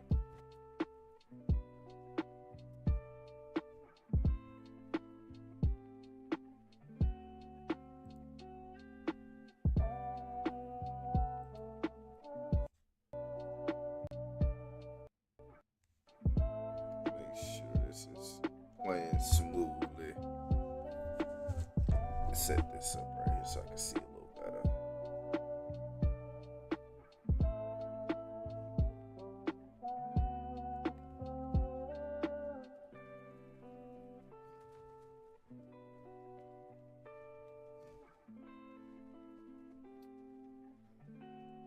Yo, just a reminder, everybody, I still have my queue open to pick the color of the day. If you want to pick the color of the day, make sure you enter yourself into my queue using the command !QUE, the spacebar, and join.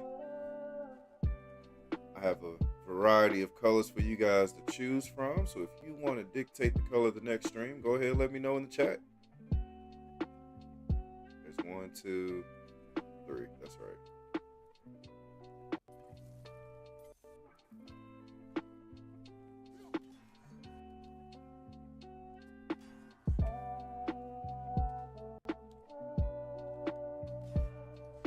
That do it? That do it? Yay, that did it.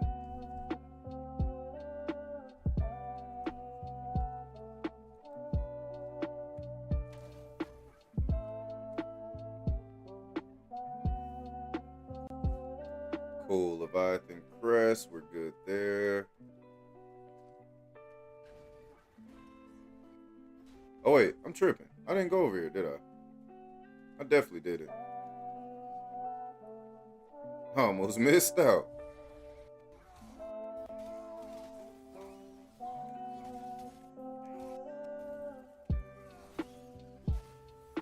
There we go. Take out the flying eyeballs.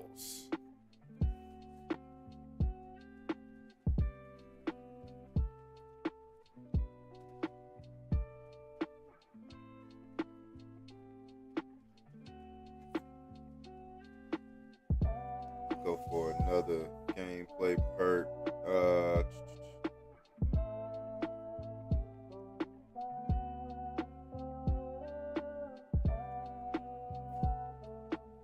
We'll go with the realm shift. Potential realm shifts are always beneficial. Not well, depending on what you got, but in this case, I'm gonna definitely rock with it.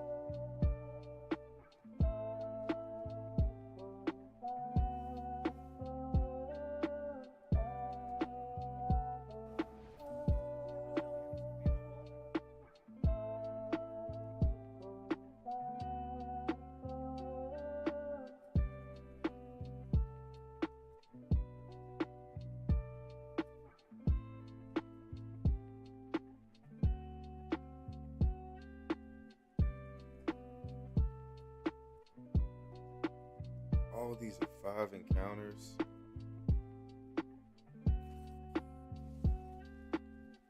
Why not? We just having fun, right? Why not take on 2 burdens?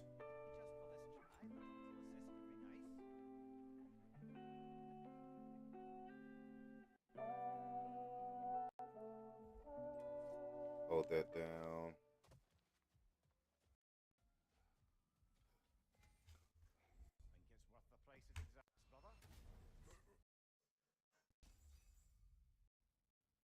Runic relic stack increases, greatly reduces damage taken.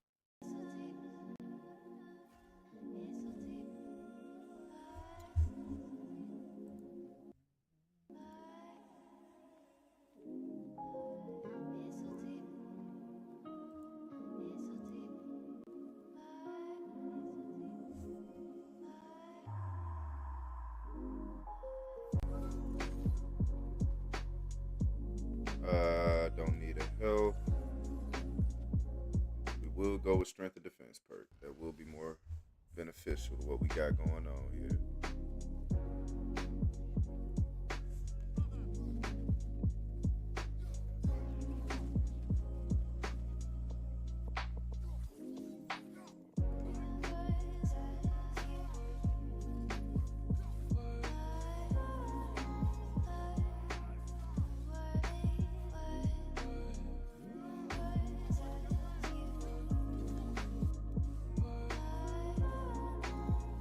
Where are they at? Where? Oh. Oh, wrong one. There you go.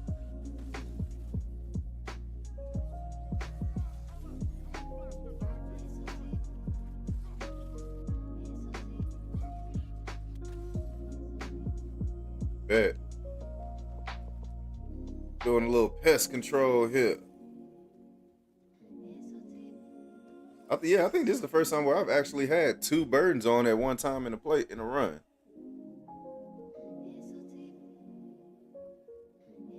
Yo, what up, Jace? How are you doing? Man, hey, this game is awesome, bro. As soon as I got, so first off, when God of War first came out, because I got it with my PlayStation. I got it with my PS5. I got the PS5 with God of War Ragnarok. I was on this game so solid. Like I blew through it. And when they announced the free DLC, it completely shook up my entire streaming schedule and everything. Like, yeah, it's a great game. Definitely great game.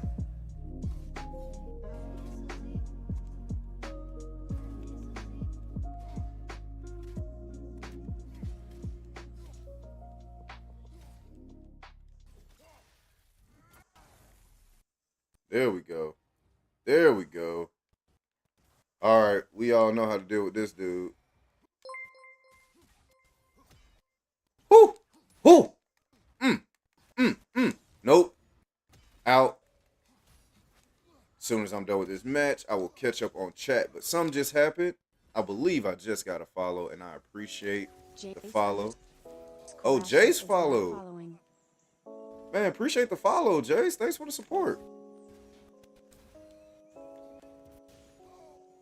Oh.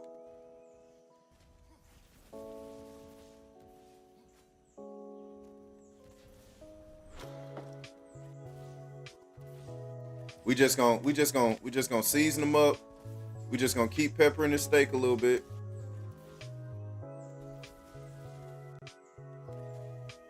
Come on. Come on. You gotta open up. You gotta open up. Woo! Bro, look at this parkour I'm hitting them with right now.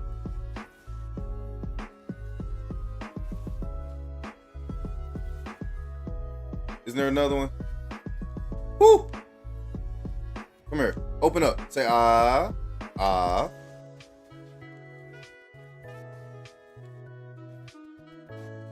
Oh, he got me that time.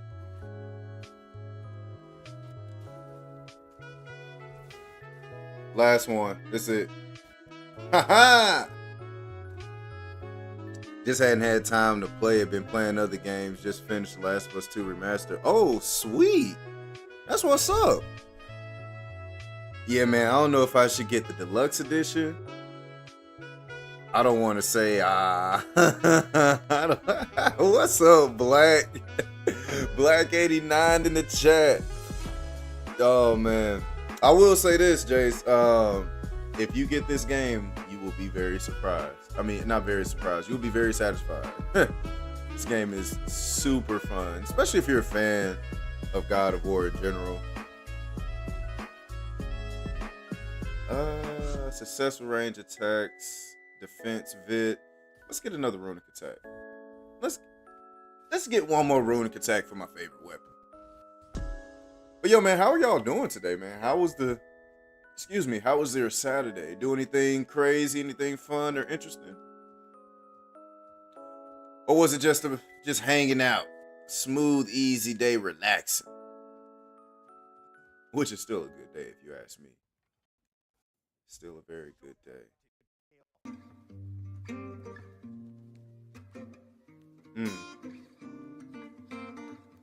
This is another one that has a little funky beat. I like this one. I like this little riff right here.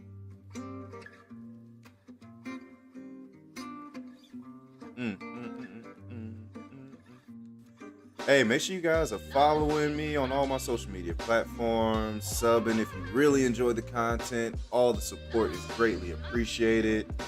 Whether you're lurking or talking to me in the chat, if you're on the stream, I appreciate you. Oh, he stopped that. He stopped that. He ain't gonna stop this though. He ain't gonna stop that though.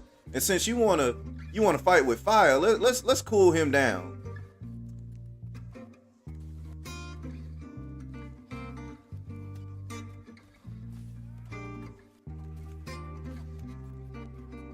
Oh, my eye itch. Oh, my eye itch.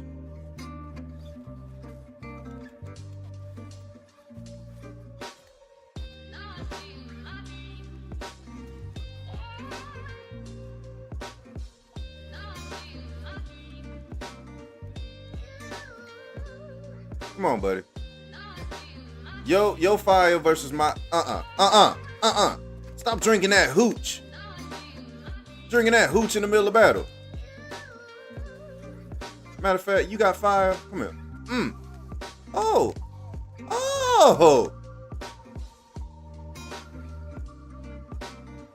Nah, I know, but I ain't worried. There we go. That's all I wanted. I just wanted to freeze him up one time. And then we gon'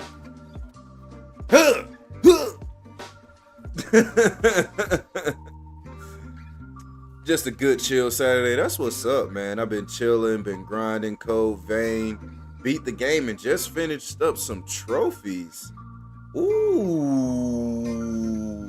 spicy. Beating the cold vein new game, bro. I have not beaten that game yet. I'm still on my first playthrough. You are inspiring me to. We might play some cold vein tomorrow. Now that you say that, Black, because I do need to really dig in and commit to locking in on that game. Because I really only play it once a week, so I can't get a good flow for it. But yeah, I definitely need to lock in so we can start trying to get close to beating that game, or at least reaching the end of the story. Because I'm not sure how much additional extra content is there that requires hours upon hours upon hours of play outside of the main story. But at least the main story.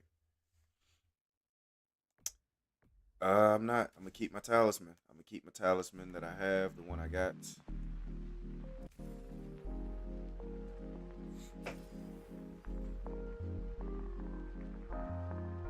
Defense and vitality. There was a game that I was thinking about playing, y'all. Let me show you real quick. This game right here. A Plague's Tale Requiem. Yes. So I'm thinking about playing this. I'm thinking about adding this to the stream. Have any of you guys played A Plague's Tale at all? What do you guys think about this game? Throwing this onto the mix of one of the potential games to play. It's either gonna be, it's probably gonna be The Plague's Tale, maybe. Might be Nihon. I was also thinking about Black Desert, and then there's a couple of new games or games that came out recently that I need to pick up. But has anybody played A Plague's Tale? A Plague's Tale Requiem. What do you guys think about it? I've heard some reviews via Game Ranks, but nothing outside of that really.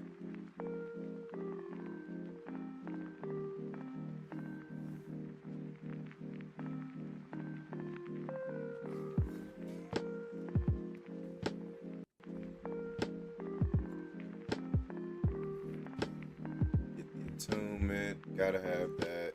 Get the crest, because that was the whole purpose of doing a Leviathan run, was for the crest. Gotta have that.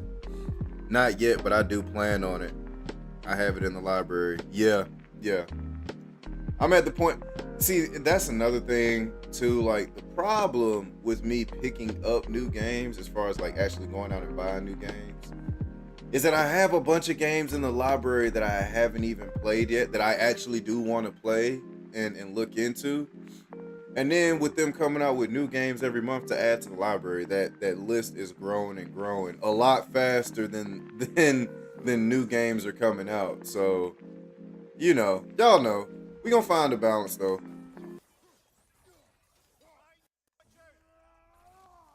Oh, there we go.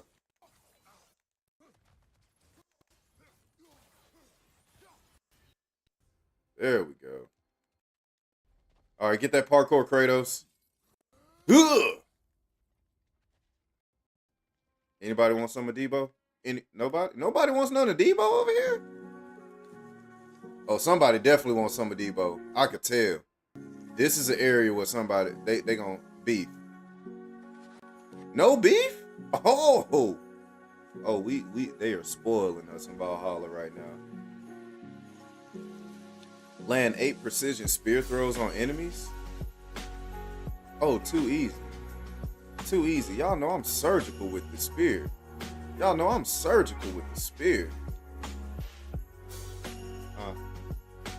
3 of 5. I need 2 more encounters with that. Yeah, we finna get this one No problem, no sweat. Which, by the way, everybody, let me know if I need to adjust the volumes on anything as far as my vocals, the vocals of the game, the audio of the game, the audio of the music. Let me know if anything needs to be adjusted so you guys can vibe out, have a fun stream with me.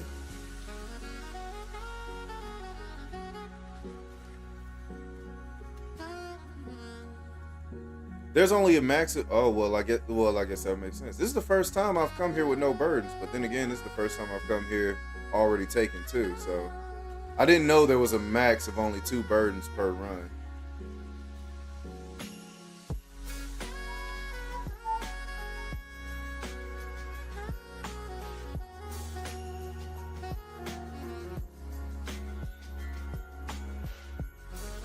Alright. 159, I don't think I can buy anything 159. I can get a resurrection stone. Let's grab that for sure. Chaos crest, so I need a blade run soon too. Alright, we know what the play is. We already know the path, we know what we're doing. Let's get it.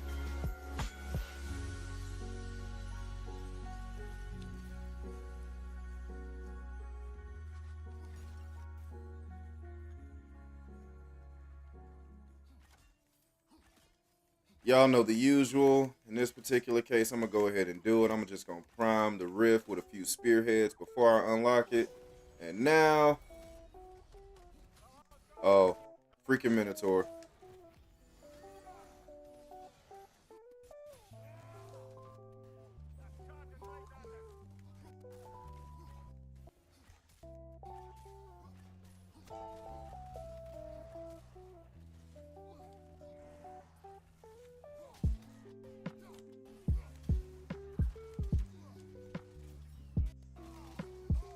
Oh.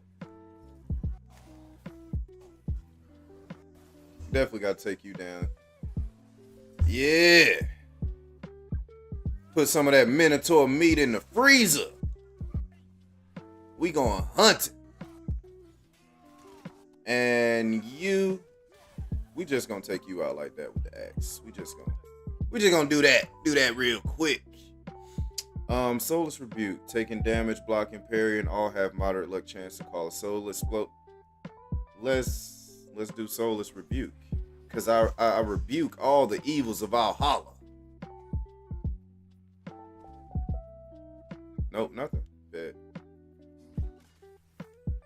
Matter of fact, where is it? There we go.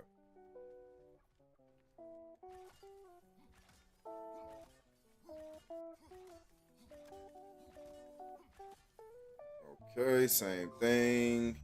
Give it a second.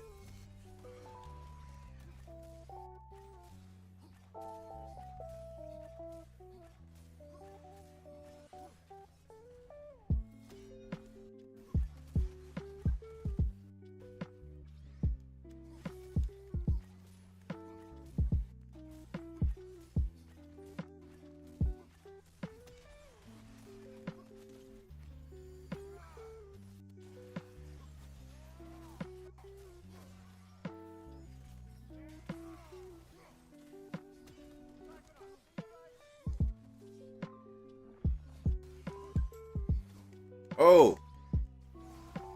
Okay. Yep. Let's just give him these hands. You just need these hands.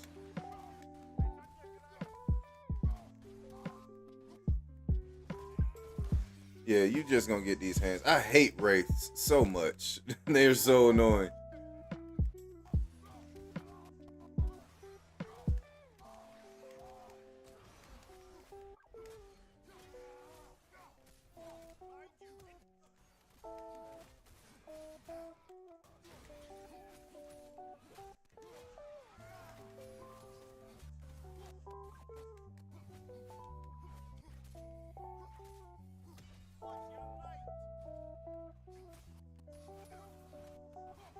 It's cool. Not tripping.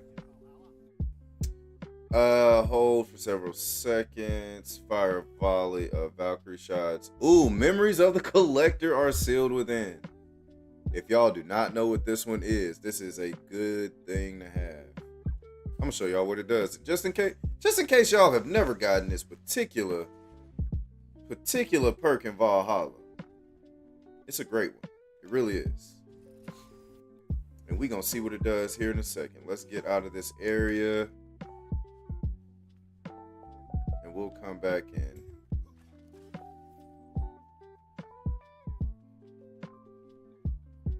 Come back and loot the rest of this stuff a little bit later. But let's get back to the middle because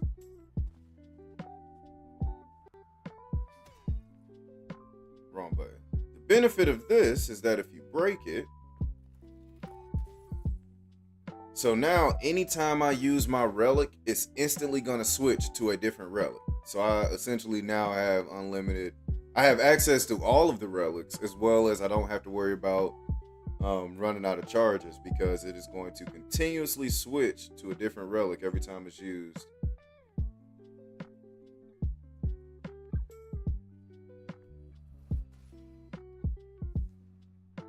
Yep. Got some strength. Yep, get all that. Let's get a couple of perks while we're here.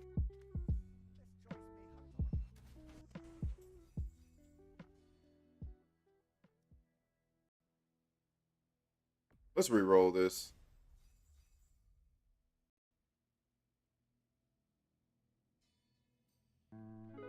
Re-roll it one more time.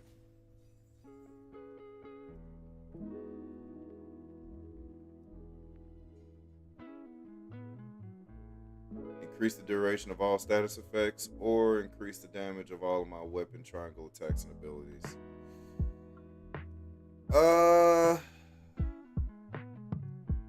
I'm gonna go with Master of Arms.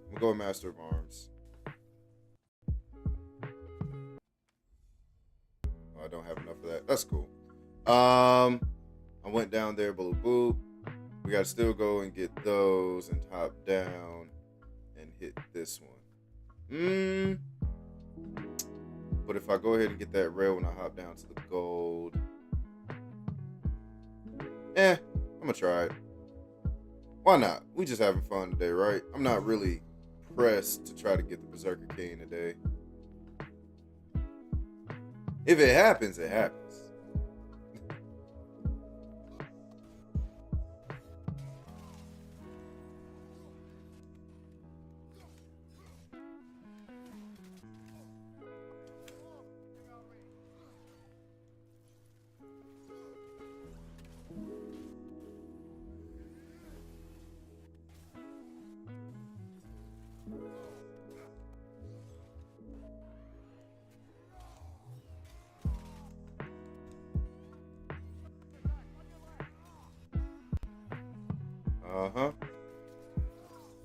Need that, and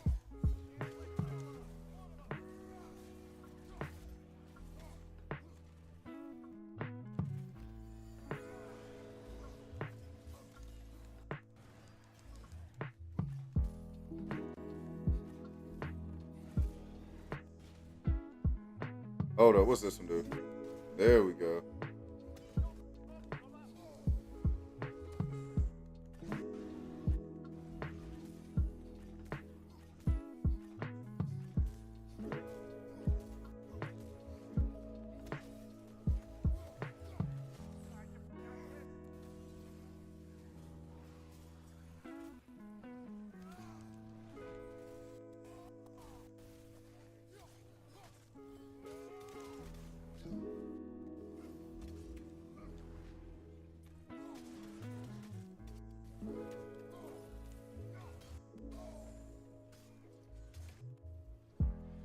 Oh.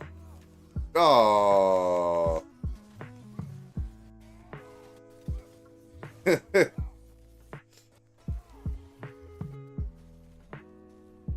be it, right? There we go.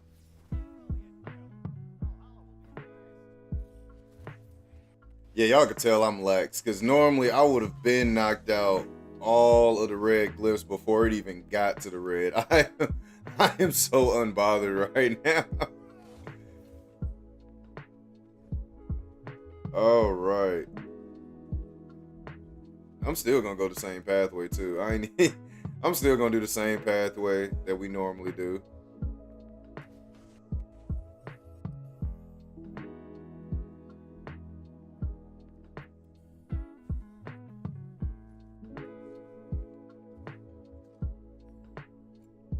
Alright, still got all my health bursts.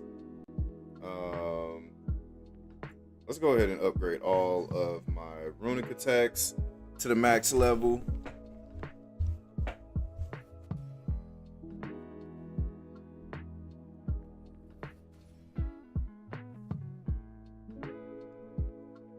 Relic recharge again. That's the best part about that, man. You don't ever have to buy relic recharge. It's literally gonna switch your relic every time you use a relic. So why recharge something and it ain't gonna be there? It's awesome. It's awesome stuff. It's great stuff. Now we loafing on time right now, but it's straight. I'm not tripping on it. Why didn't any enemies pop up just now? Same with right here. Y'all notice that? I thought all enemies always pop up on that level on this tier. The little skeletons.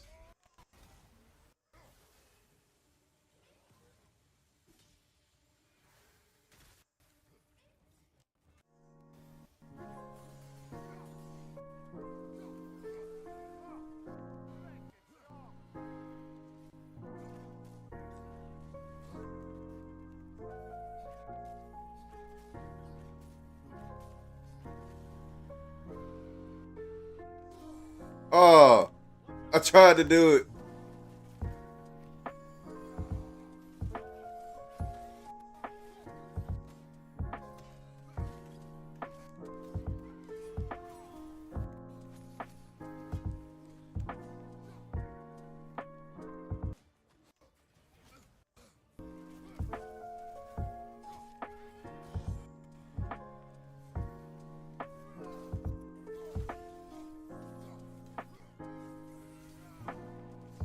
Oh.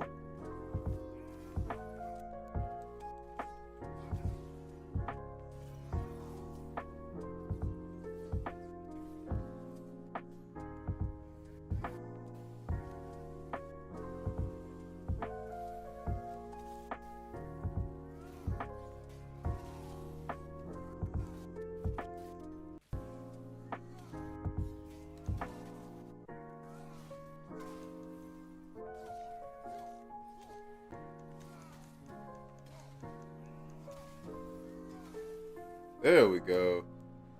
Yeah, we are horrible on time. I'm horrible on time right now. It's cool though.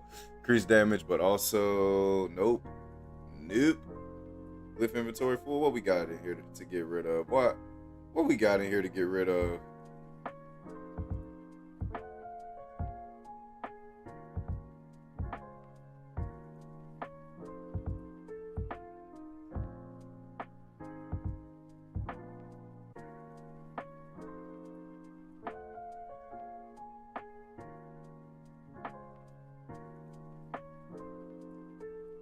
We'll get rid of that one. I'm not really fighting bare hand right now. I'm not using veneer poison or anything like that, so I'm not bugged on it. Let's see what these gold glyphs is hitting on now that I'm all the way in the orange.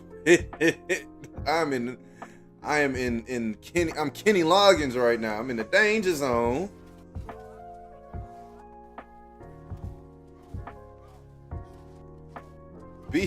Kick his ass!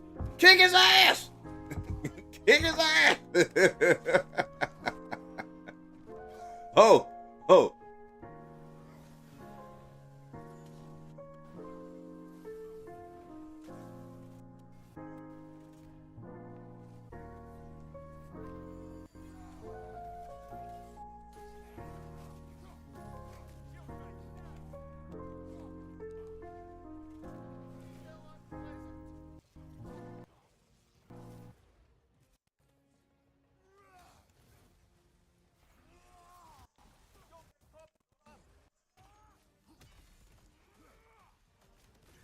Oh.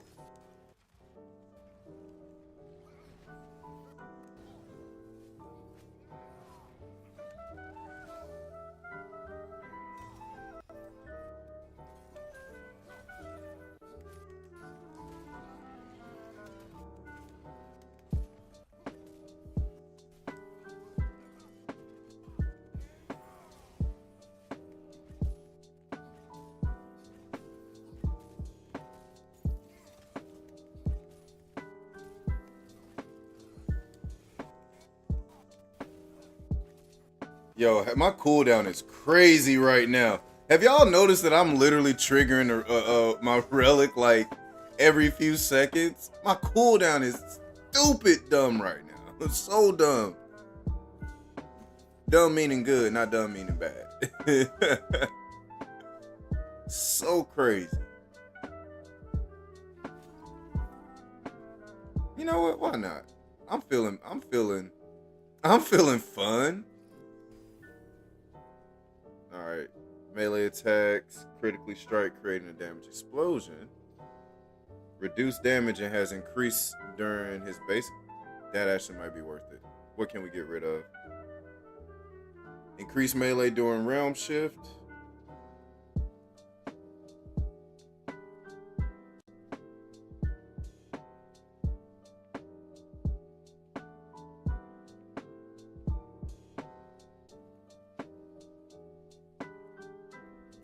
Wait a minute.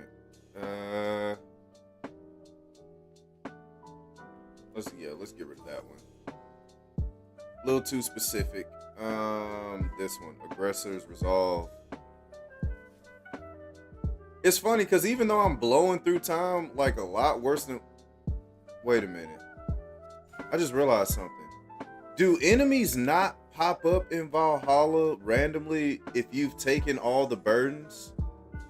As well as like completed them? Because yeah, this is the only time where I've taken 2 burdens in a run.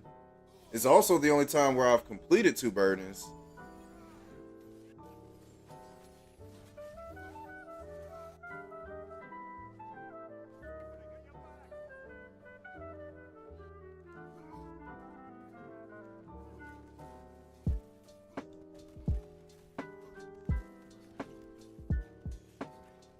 I knew you were somewhere.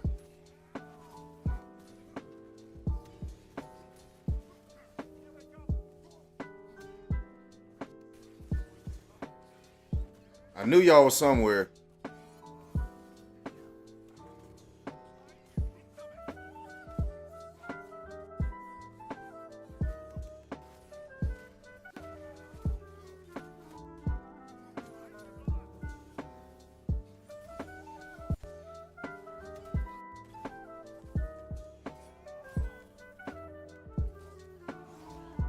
Come on. Where you going, lady? No. Yeah, you finna just get all these hands. I'm just peppering these steaks right here.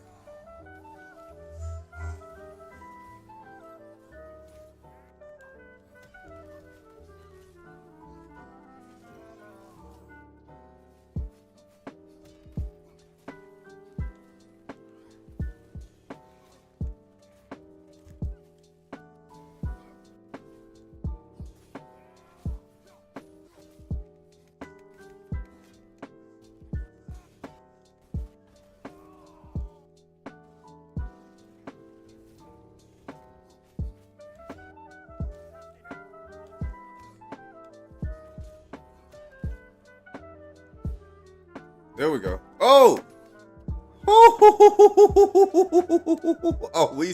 Oh, we playing super spicy now.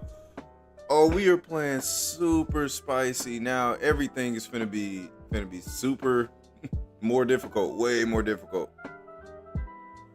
On taking damage, luck chance to gain defense. And for the next shield strike to gain me a little bit of health. What do I have to get rid of?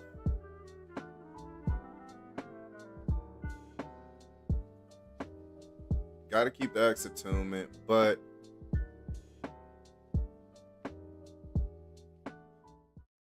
Yeah, at this point, I'm getting rid of all of my X specific and getting stuff that are good for all of my stuff.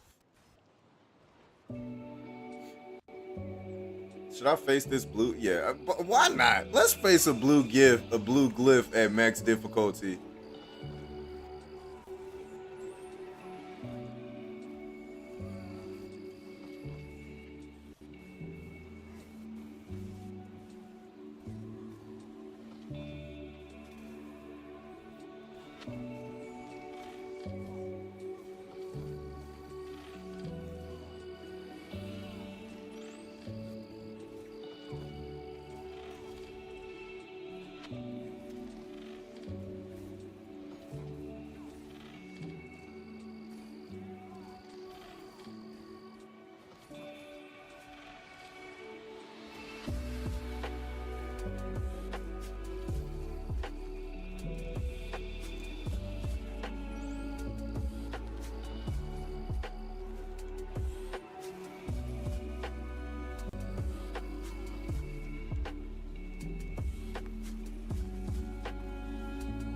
Nice. Yo, we are wasting time, but we are still surprisingly up in this thing. Runic and cooldown. Man, hey, we not finna stop now. Ain't no stopping us now. We are indeed on the move. So yeah, I'm gonna run through here and see what other little stuff I can pick up. It does not look like enemies spawn when you take all of the burdens as well as successfully beat the burden challenges. Cause yeah, okay, spoke too soon. Spoke too soon. I guess cause this was a chest.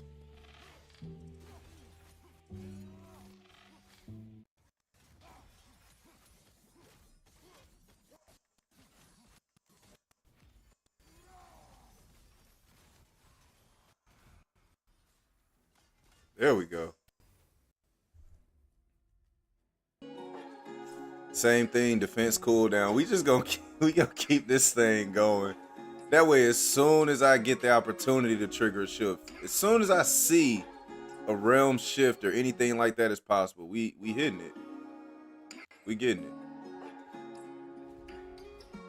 Nope, I'm not studying you right now. Finna run to the corner. There's a pot right here, and I missed it. Bro, you still chasing me? He is angry. He got beef. Oh, let me get this chest right here. I like free stuff.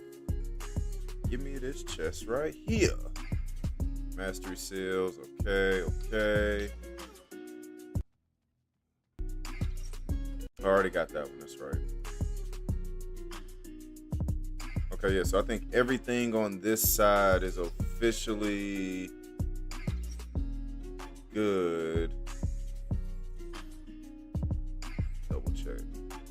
Double check right up in here. Nope, that's right. There's a chest right here that I never got.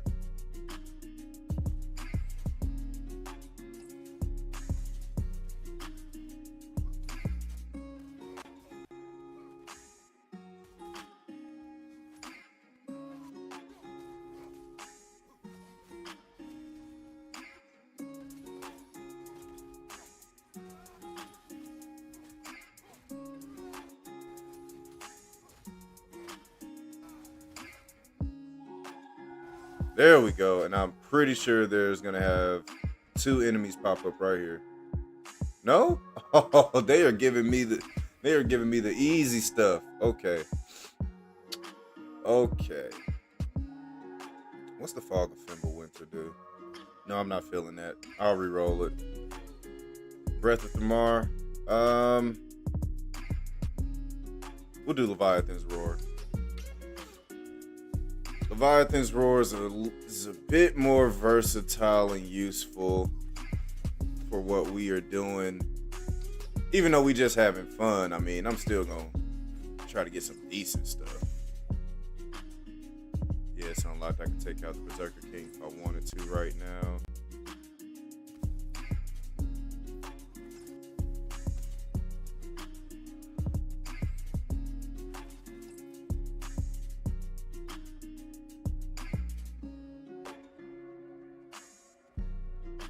this chest down here is hitting on.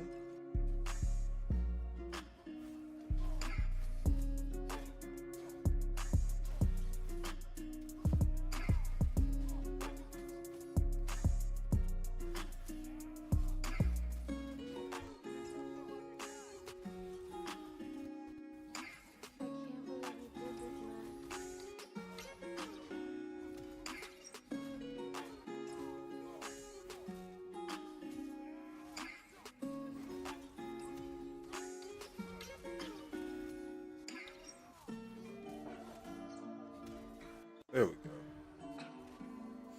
There we go. Okay.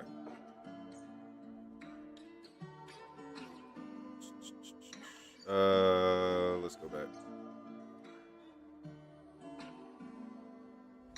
Make any more upgrades?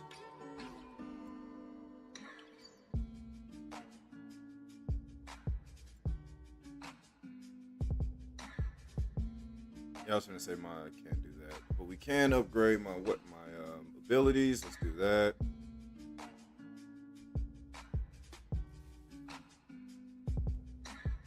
Oh yeah, that's right. We got one more glyph. we got 2 more rifts. I saw it red. I forgot completely about the other rifts that I didn't open that are just waiting. Go ahead and knock these last 2 out.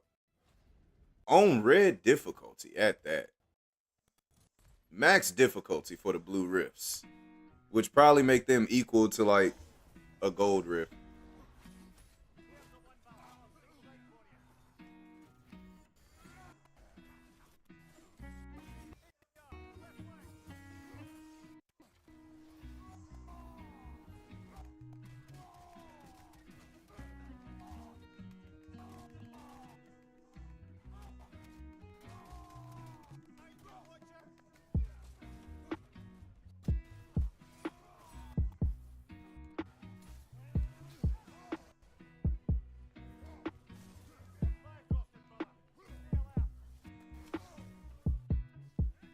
Oh.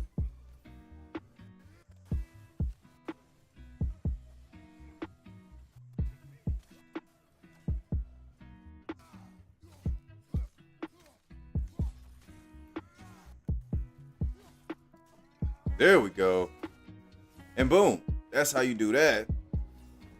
That is how you do that. Reckless refresh.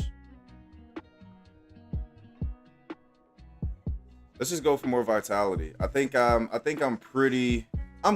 good enough on a runic and everything like that. I don't feel a need to necessarily try to maximize those perks anymore. I mean, with any other glyphs.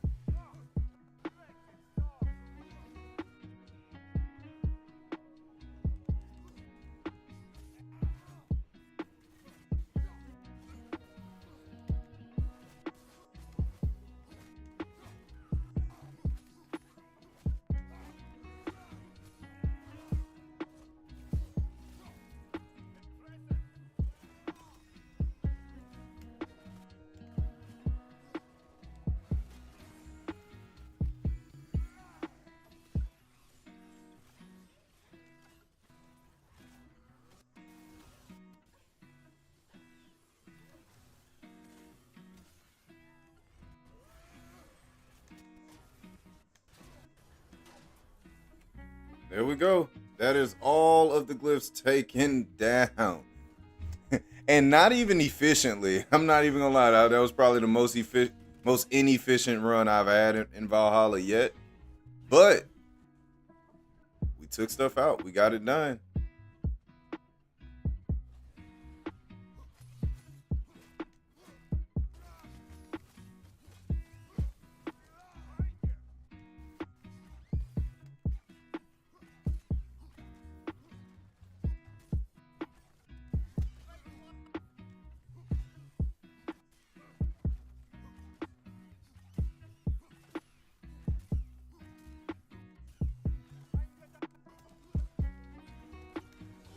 Oh!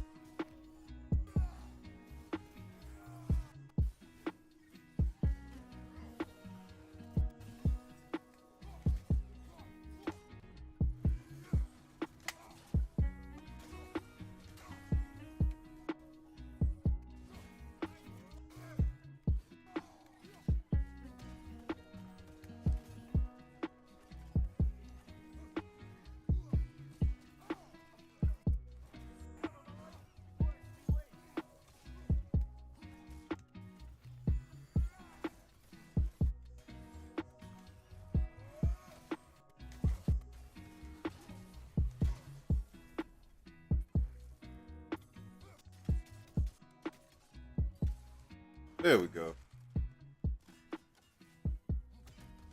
All right. I think that is everything I can possibly get on this side. Yeah. Yeah, that's literally everything. Okay, cool. So now all we have left are the doors. I'm going to come back through here, open up these chests so I can get the free health burst that comes with opening up chests.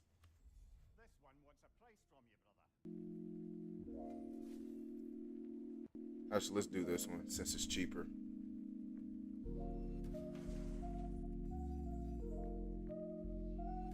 How much health they gave us? A little bit. Let's do another one.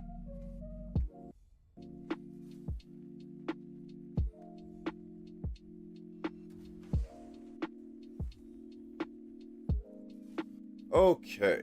Let's do this door over here first.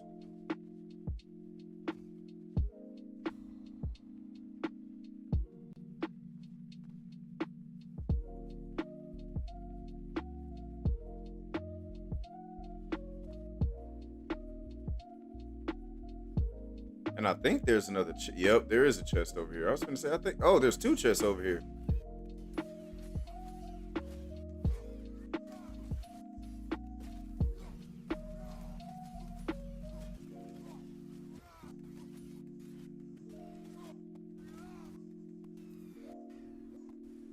There we go.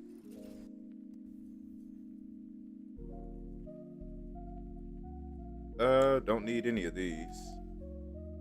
But the free health. We do like the free health.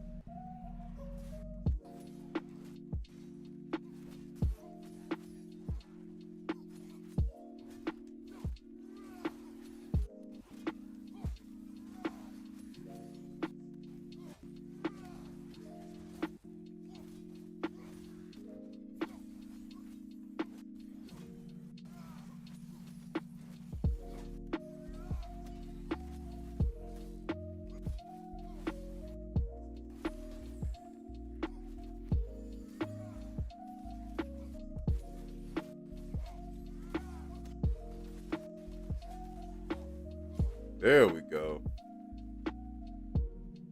All right. Master Seals.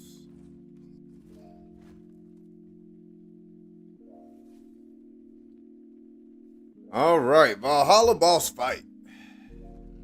Boss fight. Valhalla. Holla, holla, holla. Valhalla, holla, holla, holla. Valhalla, holla, holla, holla, holla, holla.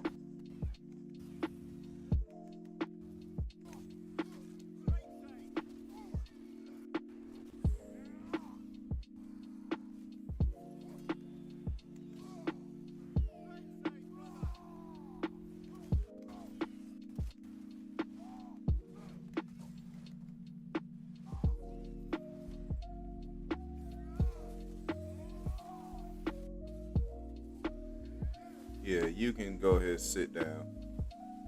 You can go ahead and sit down.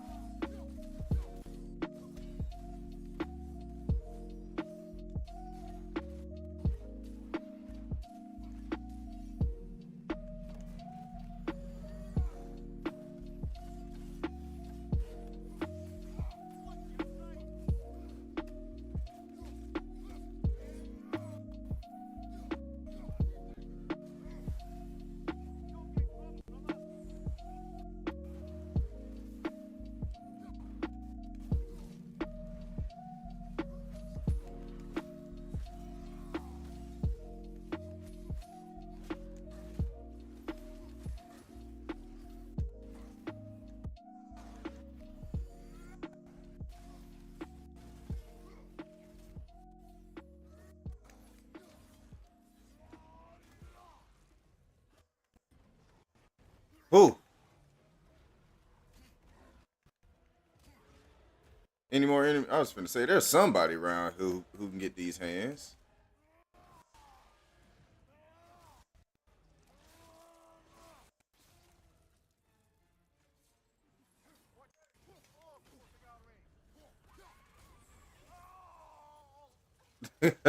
Poor Mimir.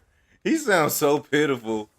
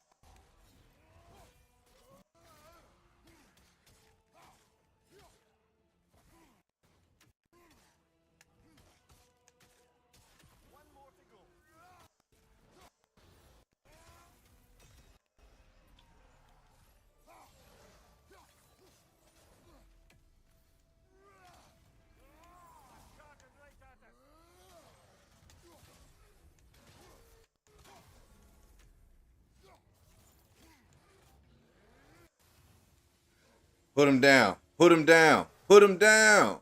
And that's it. That definitely ends it. It didn't end it? I was finna say, bro, y'all are tripping. Y'all are tripping. I went hamburglar on him. Health drops to a critical level. Short invent. You know what? You know what? Automatically Frost Awaken. We'll get rid of that. We'll get rid of that. Yes, we will. Get this last get last grass for sure. I definitely wasn't planning on it, y'all, but it's shaping up like this might be the run to take out the Berserker King. And I was just casually playing through this thing. Dang it. It wasn't fast enough. It's alright. As soon as I cross this threshold, he's out. Don't have to worry about you. I already got everything over here. Alright, cool. So we're going to hit the other door on the other side of the arena.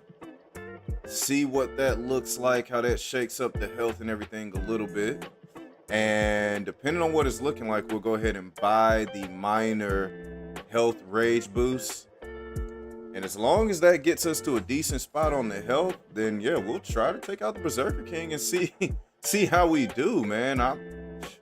I'm actually surprised that we are still in this thing, considering I was just lackadaisically going through Valhalla and ran out of time. But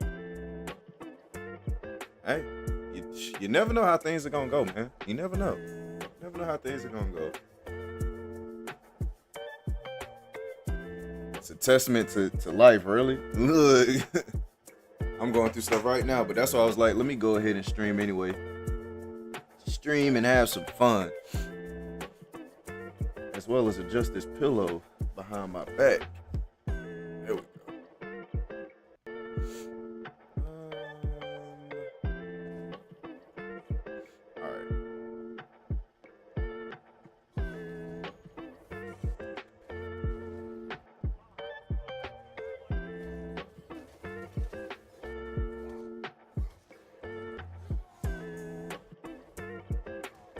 Yep, before you even start doing that yelling, nah, you chill all that out. Just keep giving these haymakers, eating these knuckle sandwiches. All these knuckle sandwiches, you can have them all.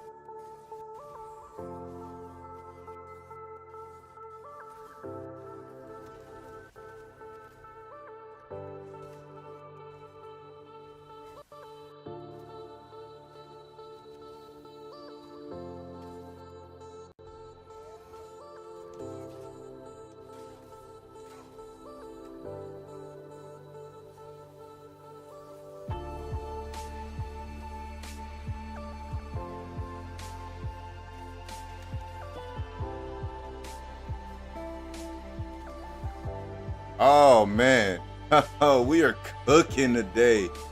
We are cooking. We cooking. You know what? I wasn't expecting it, but this might be the day we take out the Berserker King. And we got Mountain Splitter. We got Mountain Splitter. Y'all know Mountain Splitter is my favorite. Y'all know Mountain Splitter is my favorite. The name is Mountain Splitter. You splitting mountains? Yes, we are splitting mountains. All right, that's everything you can take out. That's all the rifts, both doors. The only thing we need to do now is the Berserker King, and we are about to take him out. We about to take him out. We about to take him out. This is the day. And if it's not, we'll try again another day anyway. You know, I just kind of wanted to get a little casual play out to wrap up the stream, but since it turned out to be so beneficial.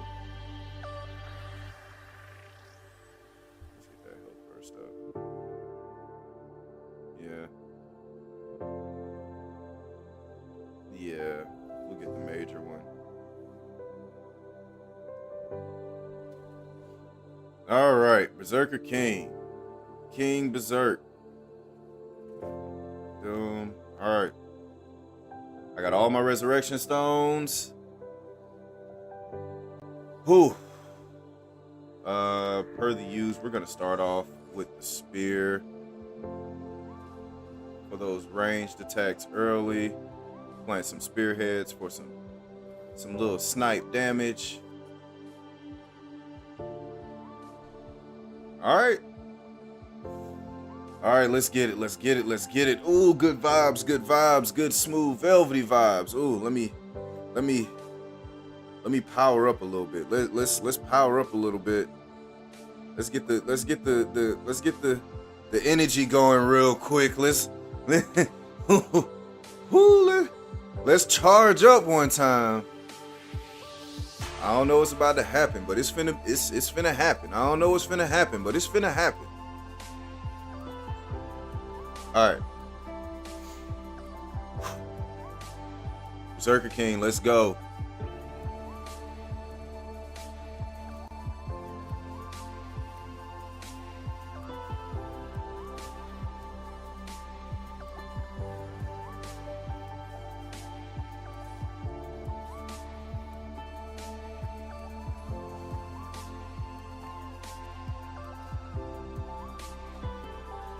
Yeah, punch him up. Punch him up.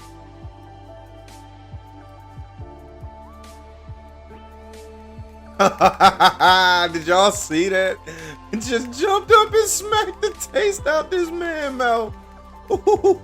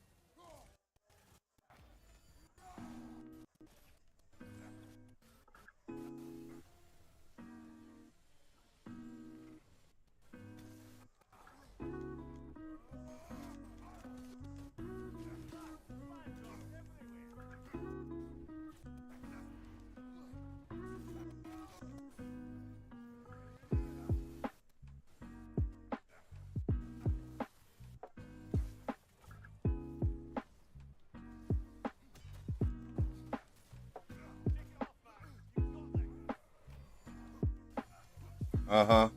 Mm-hmm. Hey.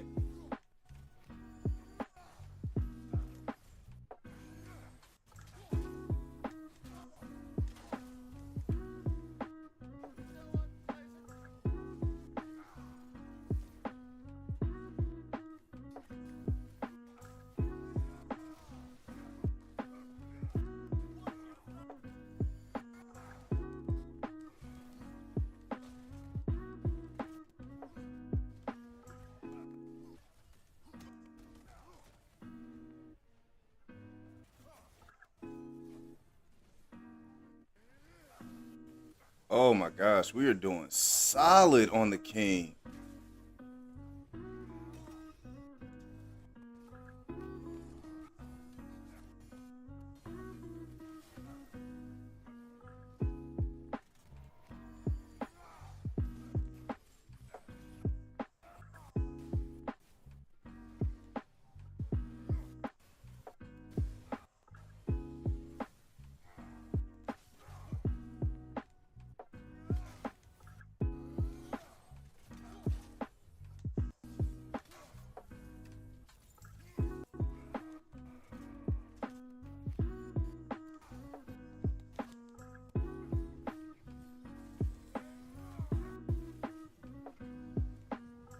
Yo,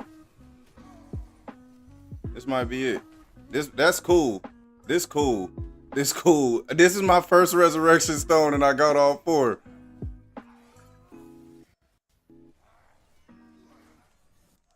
How do you like dealing with your own weapon? How you like dealing with your own weapon, King? King, you ain't even a real king, bruh. Oh, solid work. Solid work.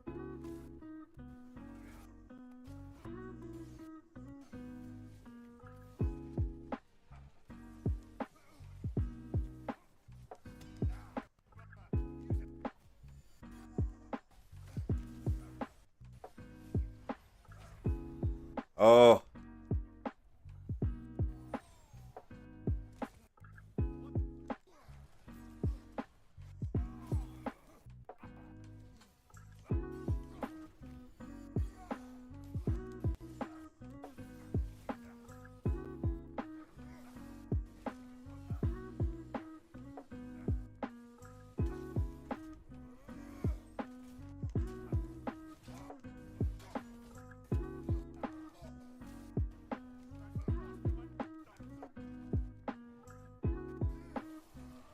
That's it, because I hit it at the wrong time. Yep, I knew that was it. Oh, wait, no, it's not it. I got one more. Okay, bet.